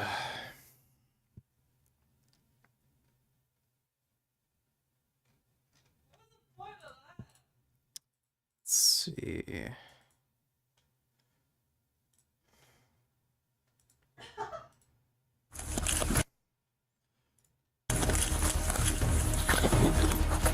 Shots fired, shots fired. Hi everyone, Donut here. Oh my god, it's Jeeves. Hey buddy, look, Dad's making money, so you can have those stupid expensive phones, alright? Police YouTuber beats black men on video. Where was I? Oh yeah, I do police content on this channel. Let's do that. As far as I know, there have been 2 pieces of body camera footage ever where a civilian has a firearm and helps an officer in a gunfight. See how I did that little trick where I didn't say gun in the first couple seconds? You algorithm. One of those 2 pieces of body camera footage was just released this month. In the footage that we're going to review today, 2 police officers get shot in the head, and then some crazy ass person who just happened to be there, some civilian, runs over and lays down some hate downrange for the police officers. This is a nutty situation. You know what else is nutty? People who steal your identity. You ever tried to Google yourself to talk to? You can get a neat antivirus theft insurance price.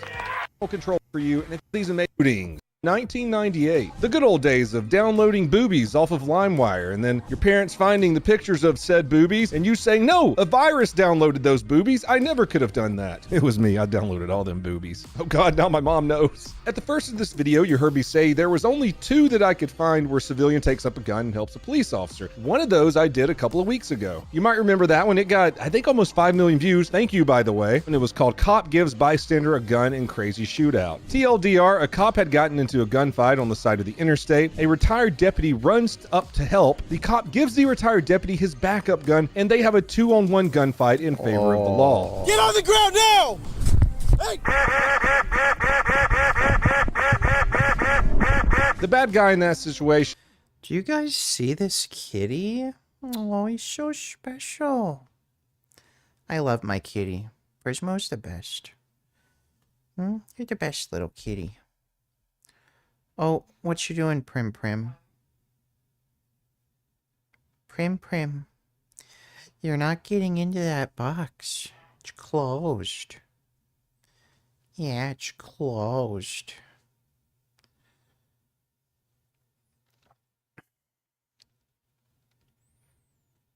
Don't go on my desk. Don't go on my desk. Okay. Prim Prim's done. Literally loses his mind, quite like the bad guy in the last video that I did in Charleston. Whatcom County, the very top left of our great nation that borders America's gun-hating vagina hat. Canada. February 10th, 2022. Yeah, seriously. That's right, this happened over a year ago. But this being a tricky situation and legal proceedings, a bunch of bureaucratic gobbledygook, the body camera footage was just released. 911 received a call about a drunk man shooting a shotgun at a neighbor's house. Well, that's one gnarly call to respond to, ladies and gentlemen. Deputies Jay Thompson and Ryan Rathburn, who are best friends and partners, show up to the scene first. Both officers have many, many years of law enforcement experience. They show up and seeing as how this is a very hairy situation, they don't immediately go knock on the dude's door. That's a really good way to get shot through the door or shot from a window in case there really is a guy inside who's housed and playing with a shotgun. It's not best to take the frontal approach on that one. They post up behind cover where they can yell at the dude just to ask him what's going on, and this is how he responds. Talk to him, is he? No, no one's talked to him yet. Okay, so that's There's probably a 2-officer contact who can talk to him. Why don't you give us the air again? The offending party is coming and going from the door yelling. I don't want to order him out till we get another person. Hey, sir! As you can see, one deputy has his AR out, looks like a Daniel defense, and the other deputy behind the tree has his service pistol out. The deputies are like, hey, this guy really doesn't want to cooperate with us, so let's wait on a couple of more officers to get here. They can't exactly walk away from the scene now and then, you know, some innocent neighbor gets blasted by a dude who's drunk with a shotgun. No, it's the sheriff's office. Why don't you come out with your hands empty and talk to us? All right, that's Kiss fun. my dick. A couple of minutes go by and both deputies take cover behind the neighbor's garage. That's when our suspect says, Sheriff's office, why don't you come out and talk to me with your hands empty? If you're a sheriff, I'll blow your head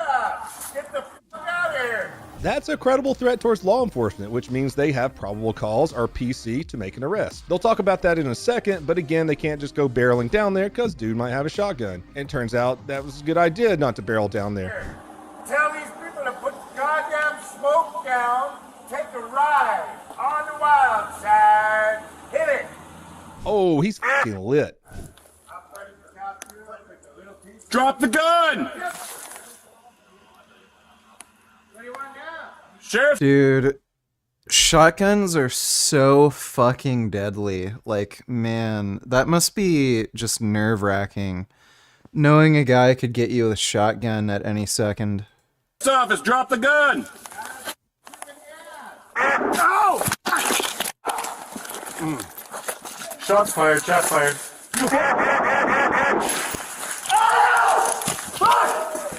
Cindy, shots fired!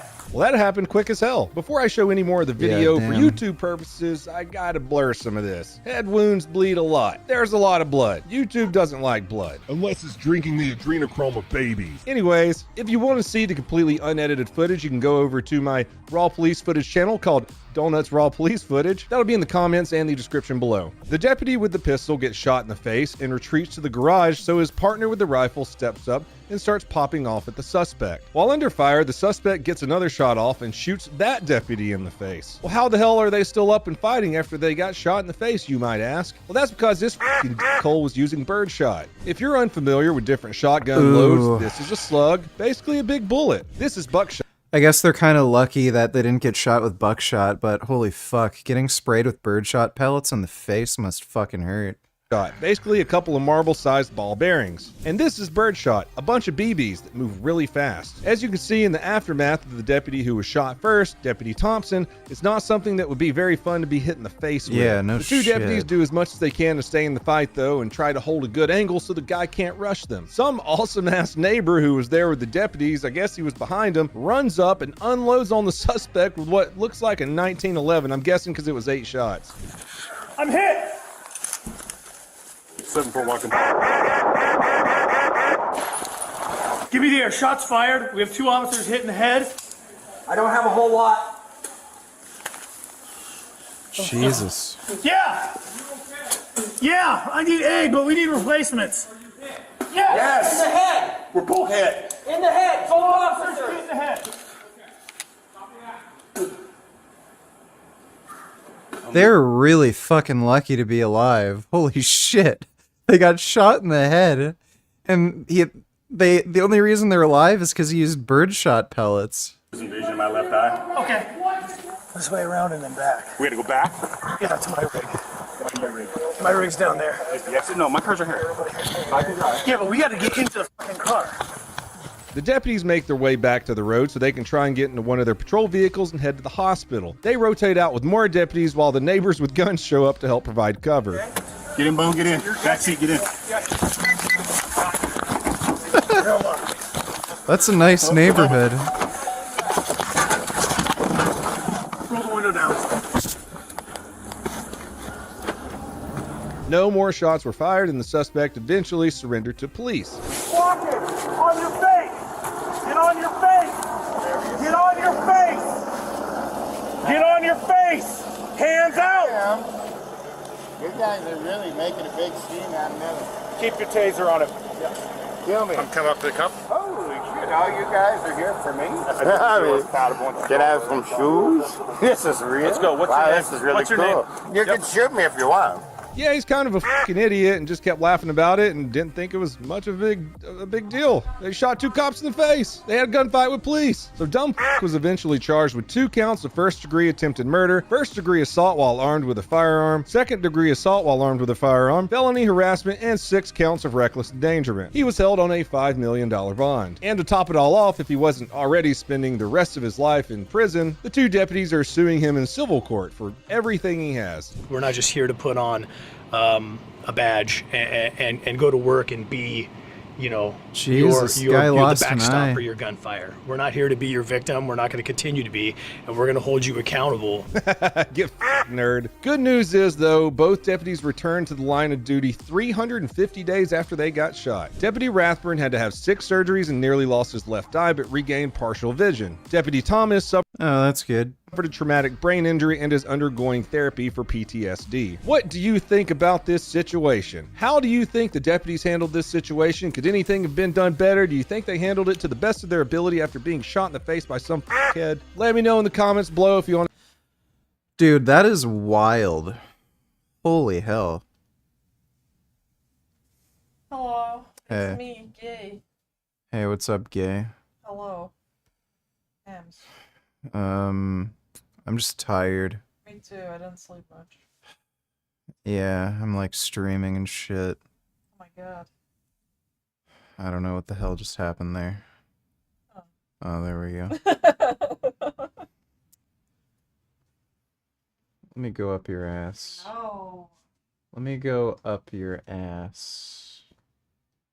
Let me just touch your butt then. Grabbing ice cream.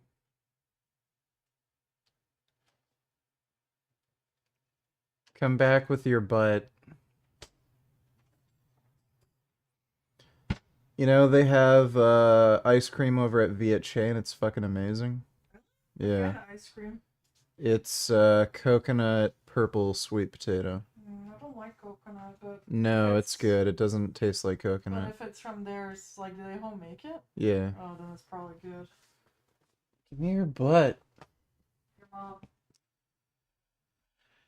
Let's see this one.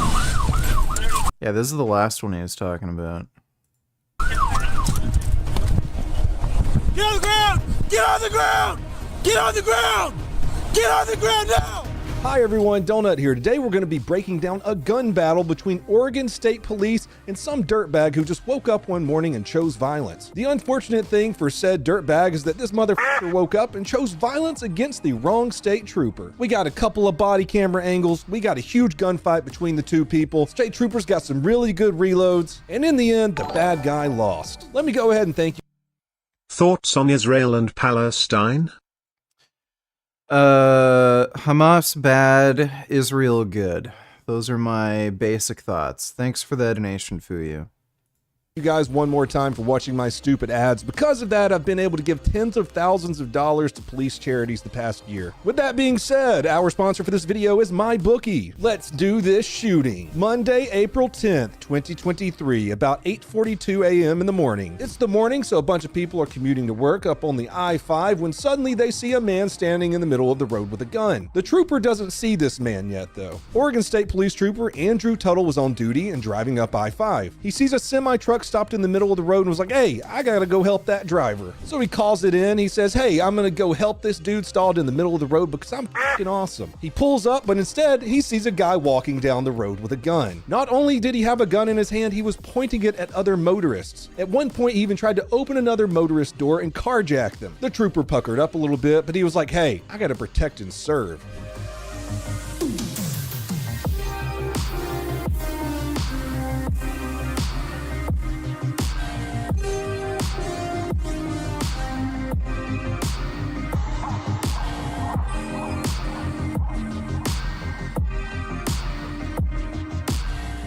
If you look closely right there was a blue flash across the truck driver's front windshield. The dude who's holding the gun has a little blue laser on it, cause he's trash at shooting. If only the truck driver would have swerved and just ended this before it started. Hey, if someone points a gun at you, it's completely legal to run them over. At least in Texas. I would check on that. If someone's pointing a gun at you in a car, pull your phone up and Google whether you can run them over or not. As soon as Trooper Tuttle pulls up, the guy's like, oh shit, I probably shouldn't be doing this in front of a cop, and he takes off running into the ditch beside the interstate. You can see that right here on the dash cam.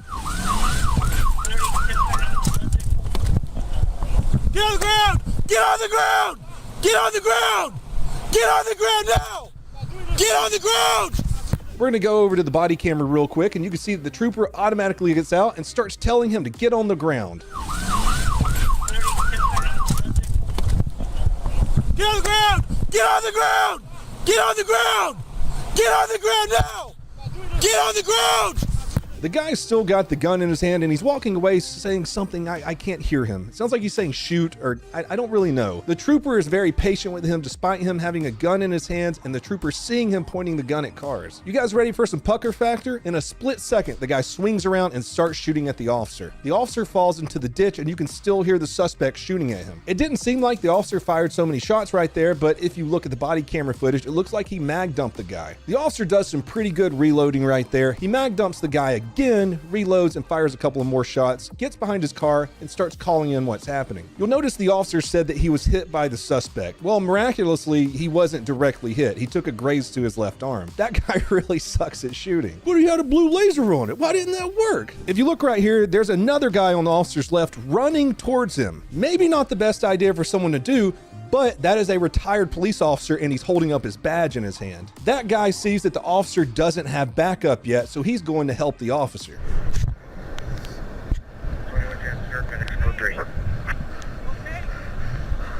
He's still moving. I was hit by something. I don't know why. You got a rifle in the gun in the car? Yeah. You want me to get it, or you want me to hold him? I just went to Canada. I left my gun at home. You're going to Canada? I'm on my way to Canada. Oh my god, dude. A guy who's on his way to Canada doesn't have his gun on him because, again, he's on his way to Canada. In the worst... Fuck Canada, dude. Why the hell are we so cucked? Like, Jesus Christ. Just stay back there. Okay. That's funny as shit. Yeah, I'm retired out of Pierce County, Washington. 44 copy. 9723, be advised. Traffic's all backed up to Mission. Okay, I'm on. Copy, traffic backed up to Turns out that guy worked several years for the Pierce County Sheriff's Department. That guy said, I was heading to Canada, so I left my gun at home. Man, Canada sucks. The guy says, Yeah, do you have dude. a rifle? Do you have anything in here that I can help you out with? The officer says, let me see your badge one more time, checks it out, reaches down, gets his backup pistol out of his boot, and hands it to the other retired deputy. Risky, but kind of fucking cool. After a couple of seconds of the two men keeping their guns pointed at the suspect, backup arrives. Backup arrives in the form of a dude with a dope-ass rifle, but no magazine. Copy,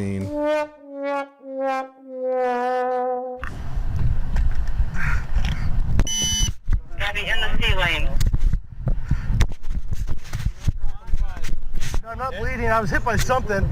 You might have... Do sweeps on him. I'll hold cover. Okay. You're not been hit at all? East Pierce County. Okay, you're not hit at all? I was hit by something in the arm. Okay. Do you feel any blood or... No. Not reach for anything. Okay. I think the amount of work you have to do just to achieve a subpar standard of living in the United States is atrocious. They brainwash you to hustle and grind just so they can exploit you as a worker and gaslight you when you don't want to be a slave. Yeah, it's retarded. Cost of living is so ridiculously high at this point. It's just nuts. It's criminal. So I would agree with you there, Mike. Thanks for the donation, though, dude. He had something with a blue light that was pointing at me. Wait, now that I'm looking, why are cops running around with 10-round magazines? Is that what that is? What are y'all doing up there? This isn't California. Anyways, let's take a look at the gunfight from the trooper's dash cam. Counting 1254 north. He's got a gun. Get on the ground now! Hey!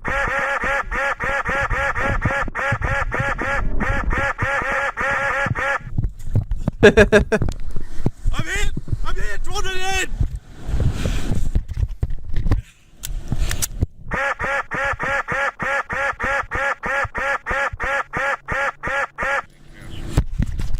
Counting 1254 north. He's got a gun.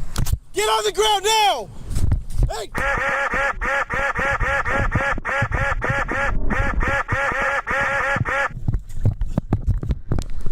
I'm hit! Throw it in!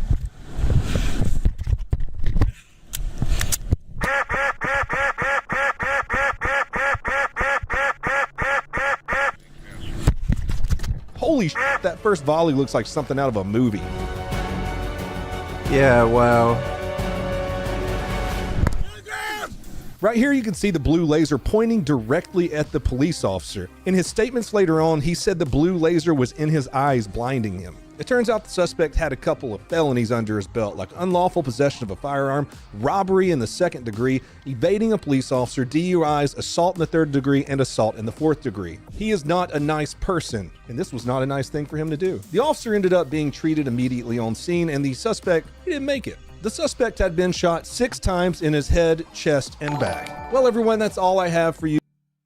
Kid Boo donated $2. Let me see. You know what's even less cool than wearing a helmet when you're skateboarding?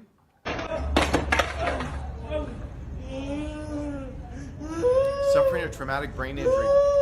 Stay safe, guys. Yep. Hi VG. I hope that you are doing great tonight. When you just said fuck Canada, it reminded me of this clip lol. I'm assuming this is South Park.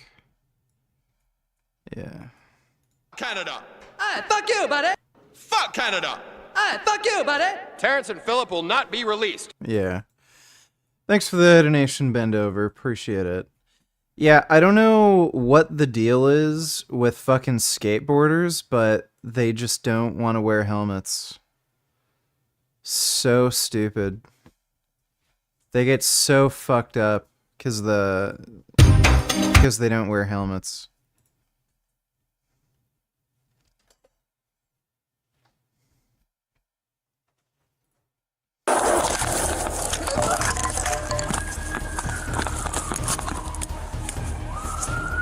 Get off now! Hi everyone, Donut here. Today we're going to be talking about an incident in Kentucky where 5 people lost their lives and 9 others were injured. The body camera footage on this one is crazy. I did take a little break there for a minute. We had a huge range day earlier this month, the biggest range day that in terms of followers anyone's ever done. We had everyone out there. She got married, so Heather and I had this little beach weekend. We got to hang out with them for a little bit, and I'm gonna get them a special tool to help later. It rhymes with 9mm 2011 Schmistel. Oh yeah, one of these things waterproof, cordless, and rechargeable. Beard hair. Others were injured. A 25-year-old man walked into this bank where he was employed and opened fire on the other employees. These videos are not too fun to watch, especially when I make these. I have to watch them over and over to write my scripts, especially when there's an officer down like we're about to see. But the training coming out of something like this is completely invaluable to veteran or new officers alike, especially training for responding to an active shooter situation. Louisville, Kentucky, April 10th, 2023. 911 received several calls from many different people, and let me warn you right now, these are hard to listen to. You gotta remember, this is the worst time of the caller's life. Police released over an hour and a half of 911 audio, but I'm only gonna play some of the more substantial calls so you can see how well these 911 operators did under such pressure, and so you can see the info that was relayed to the police. Caller number 1 is in a video meeting with the Old National Branch when the shooter opened fire. She watched it all through her computer screen from a different location. 911, Operator Davis, what is the address of the emergency? Oh my God, what's the address? Jasmine. Oh my God, there's an active shooter there. I'm not oh my God. doing good. Give me your butt. Butt stuff? Just want to hold your butt. Kind of in the game right now. I don't have any nicotine.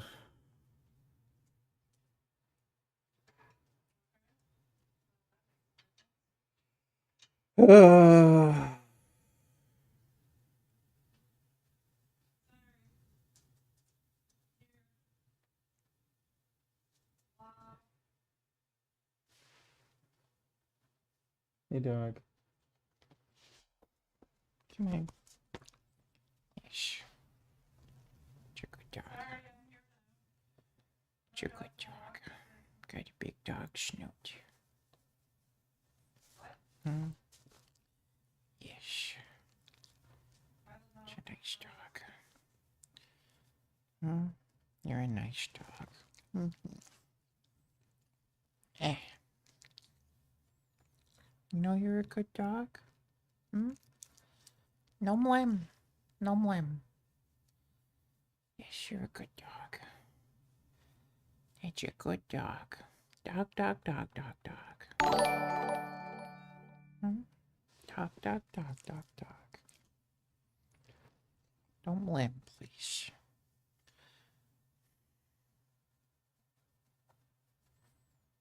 Hmm? You're silly. You're silly. Don't have to taste me. Don't have to taste me. It's enough tasting me. Don't have to keep doing that. Ah!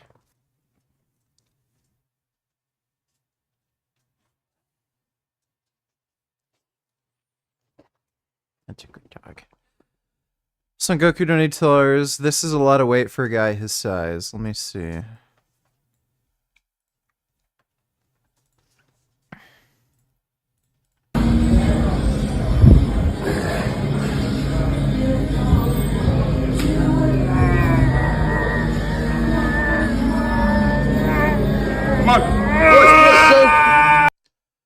That is horrible, atrocious, sickening form. But yeah, for a young kid who's pretty small, that is impressive still. That is not a completed... Maybe he's not young. Maybe he's like 30. Yeah, I can't tell if this guy is like 15 or 30. Anyway, yeah, that is a fair bit of weight for somebody his size.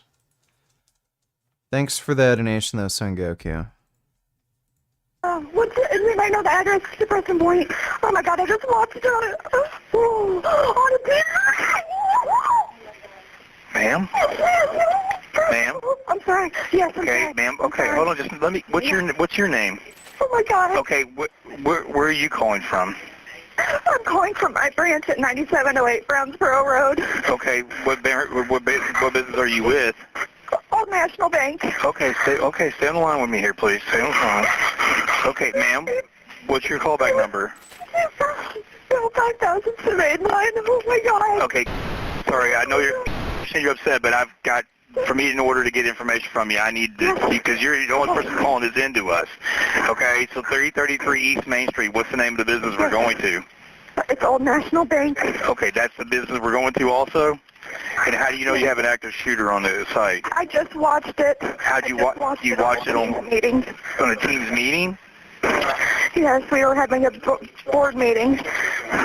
Video board meeting? Yes, with our commercial team. Okay. And did you see the suspect? Yes. Okay, stay on the line with me here. Stay on the line with me, please, okay? There's a white man. Okay. Let me get the run sent up. Just stay on the line with me, okay? One moment here. Okay. This video's still going. Oh my god, I can't see anything now. Caller number 2 called from the shooting location and relayed some pretty good information to the operator. 911, Operator Frost, where's your emergency?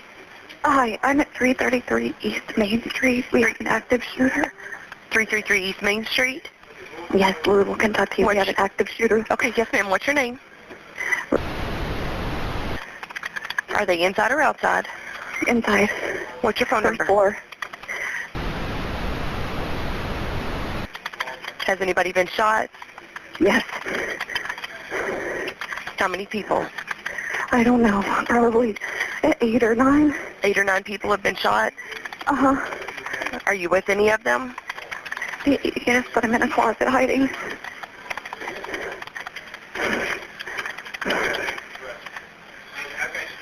Just stay on the line with me.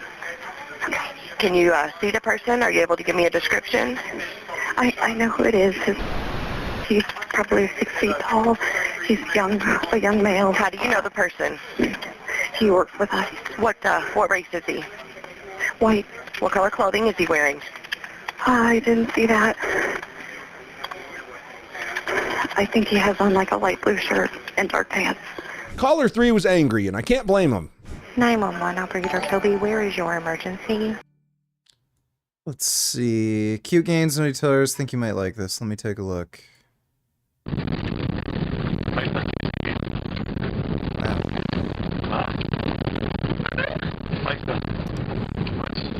Wow. Yes.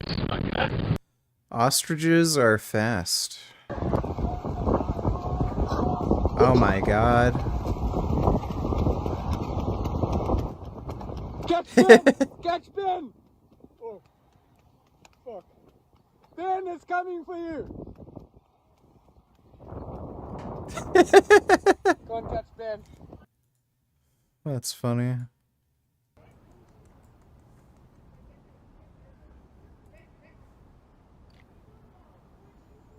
Oh yeah, I've seen this. Squirrel takes GoPro. Oh my god, that is such a cute squirrel. Look how stubby. Look how stubby he is.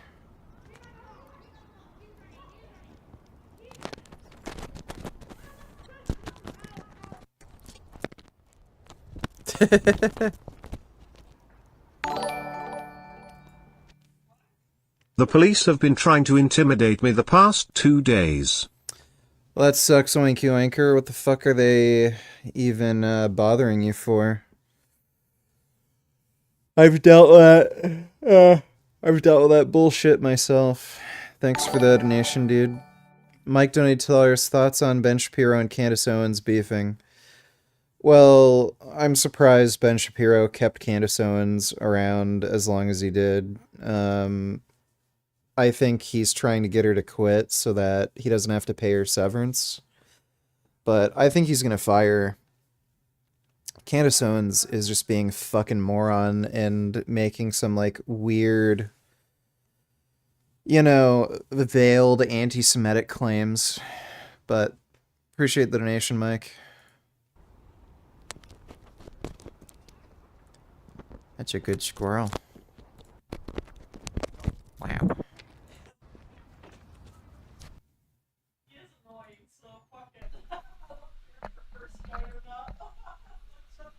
Wild cassowary. Ooh, they're dangerous.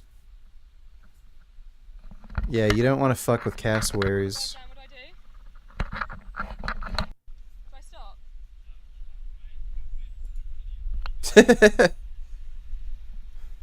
Wow, look at that cassowary. Oh, wants to peck. Look at him pecking.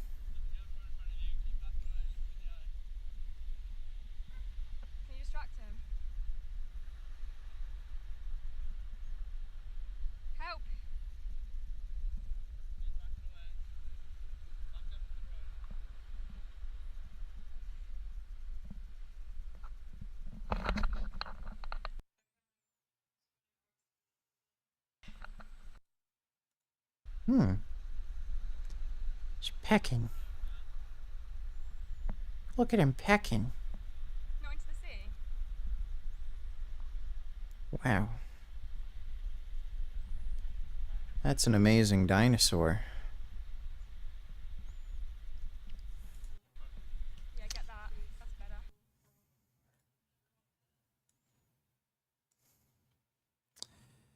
Yeah, dude, bears are so fucking fast.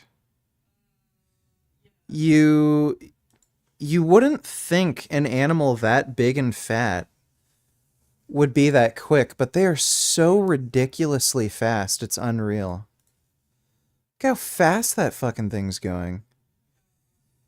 Yeah, dude, if a grizzly bear is chasing you, you're just absolutely screwed. I am at 333 East Main Street. We have an active shooter in our building. Do you have a description of the person? White, male.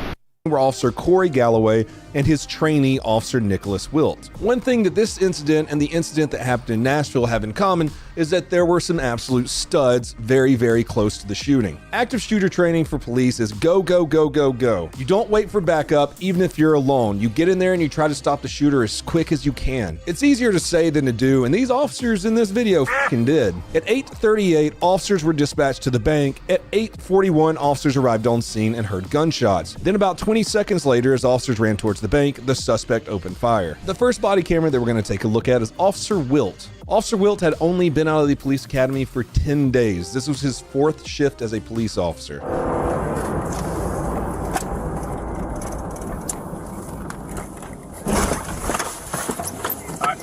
Pull up, pull up, pull up, pull up, pull up, pull up, pull up, pull up. Pull up, pull up, go, go, go, go, go, go. Stop, stop right here. Back up, back up, back up, back up. Get me out here. Stop, right there. Stop. Open the trunk.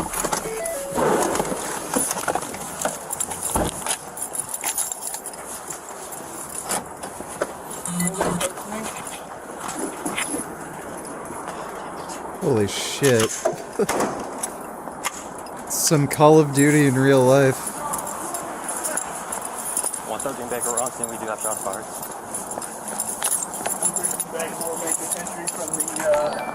From the east side. Stream this my nigga who would win in a boxing match between Frank Tufano's retarded sister versus Jasmine.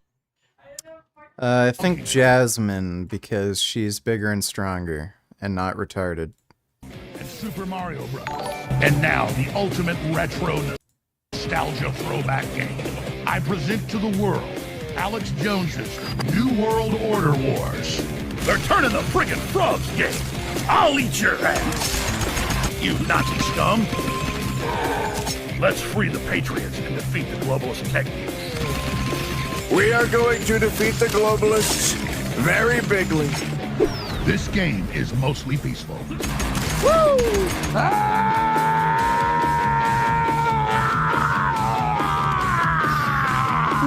I'm going to lower the world's population. Oh, big deal. I'm taking you down, rapist. I did not have sexual relations with that saxophone. Download it now at AlexJonesGame.com, because as we all know, anything badass gets censored. Is that real? That looks bad. Thanks for the donation, pee pee poo poo. Mike donated $2, fresh and fit, and now her. Pearl was on the hit list for demonetization for a while, and I think that she knew that as well.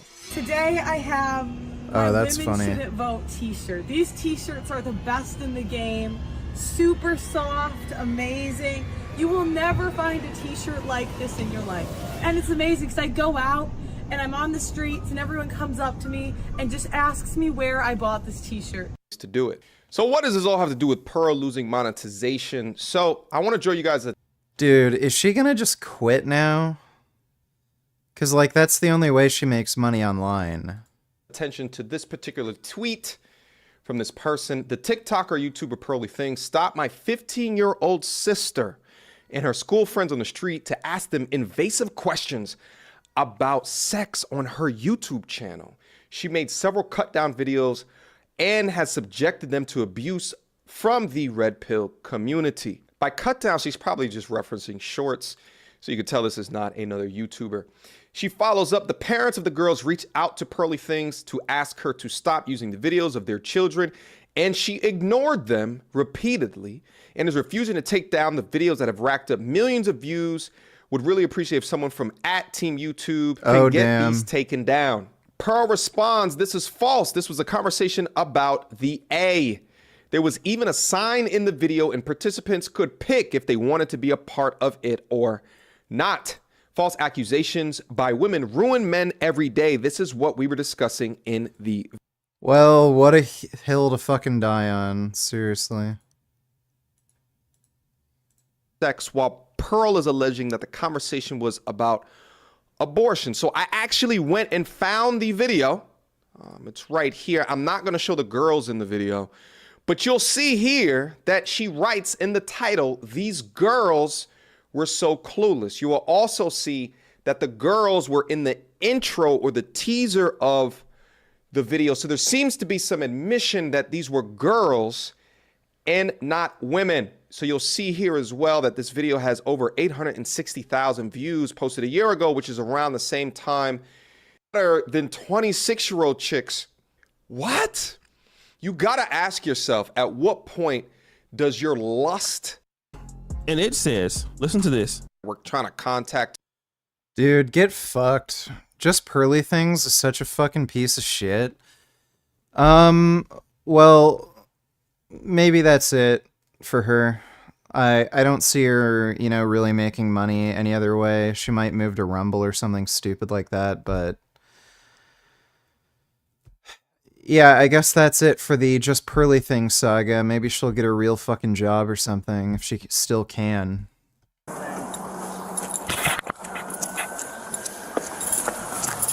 The body camera cut out right there because Officer Wilt was shot in the head. As of right now, April 18th, Officer Wilt is still alive, but he is in critical condition. You see, the shooter had already shot a bunch of people inside, and it's one-way glass, so the officers can't see what's going on inside, and the shooter is just sitting there waiting for responding officers. They never saw it coming. Hold it, show it for me.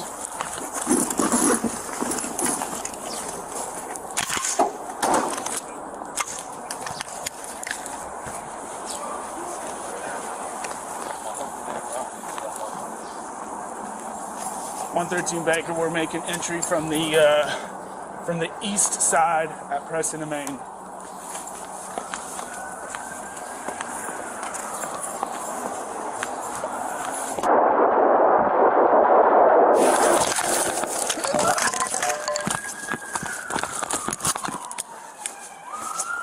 Officer.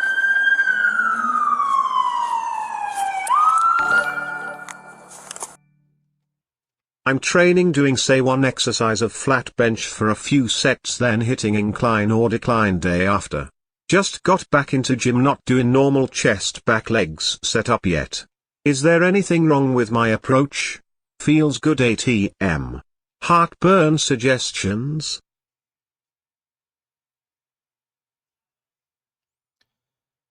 I wouldn't do chest 2 days in a row. Either do flat bench and then incline on the same day, or at least have like one rest day in between. It doesn't make any sense to hit flat bench one day and then literally the next day do incline or decline. That's just kind of stupid.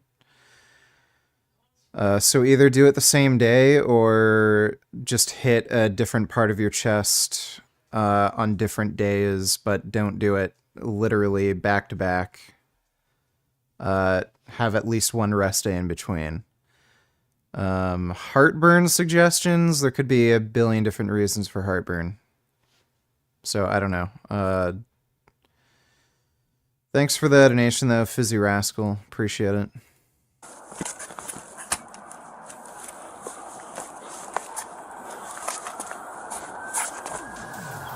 Right now, Officer Galloway is just looking for an angle because he has no idea where the shooter is other than inside the building. He can't go drag out Officer Wilt from in front of the window because then we would have 2 downed officers and that helps no one. He can't run from cover right now, so he just does his best to try and locate the shooter from both sides of his cover.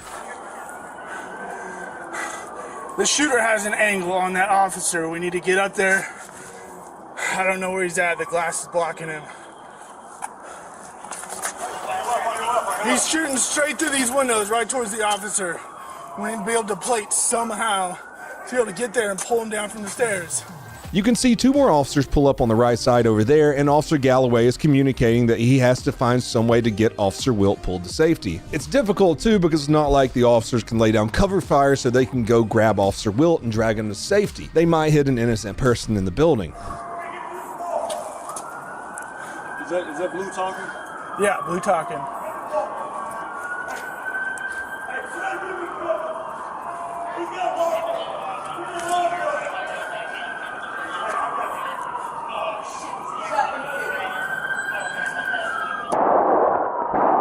God, don't have an angle.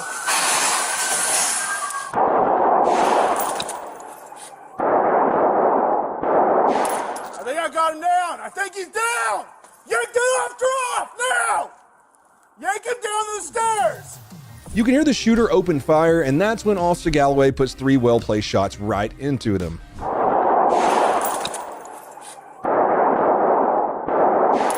think I got him down. I think he's down. Yank the left off now.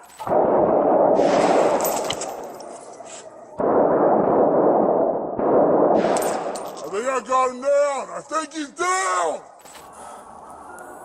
I think he's down.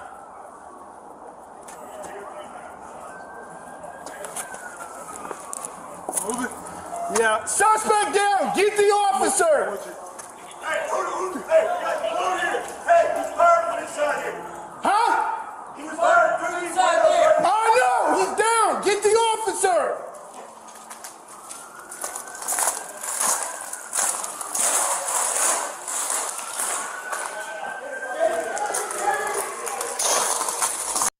He did. The shooter passed away from his gunshot wounds. That's not the only footage there is of that shot, too. A bystander from across... Vegans, solos, donatillers, these guys killed it. I'm pretty sure you know these songs. I never watched SWAT Cats. Ever. Thundercats. Thundercats is before my time. Never really watched that either.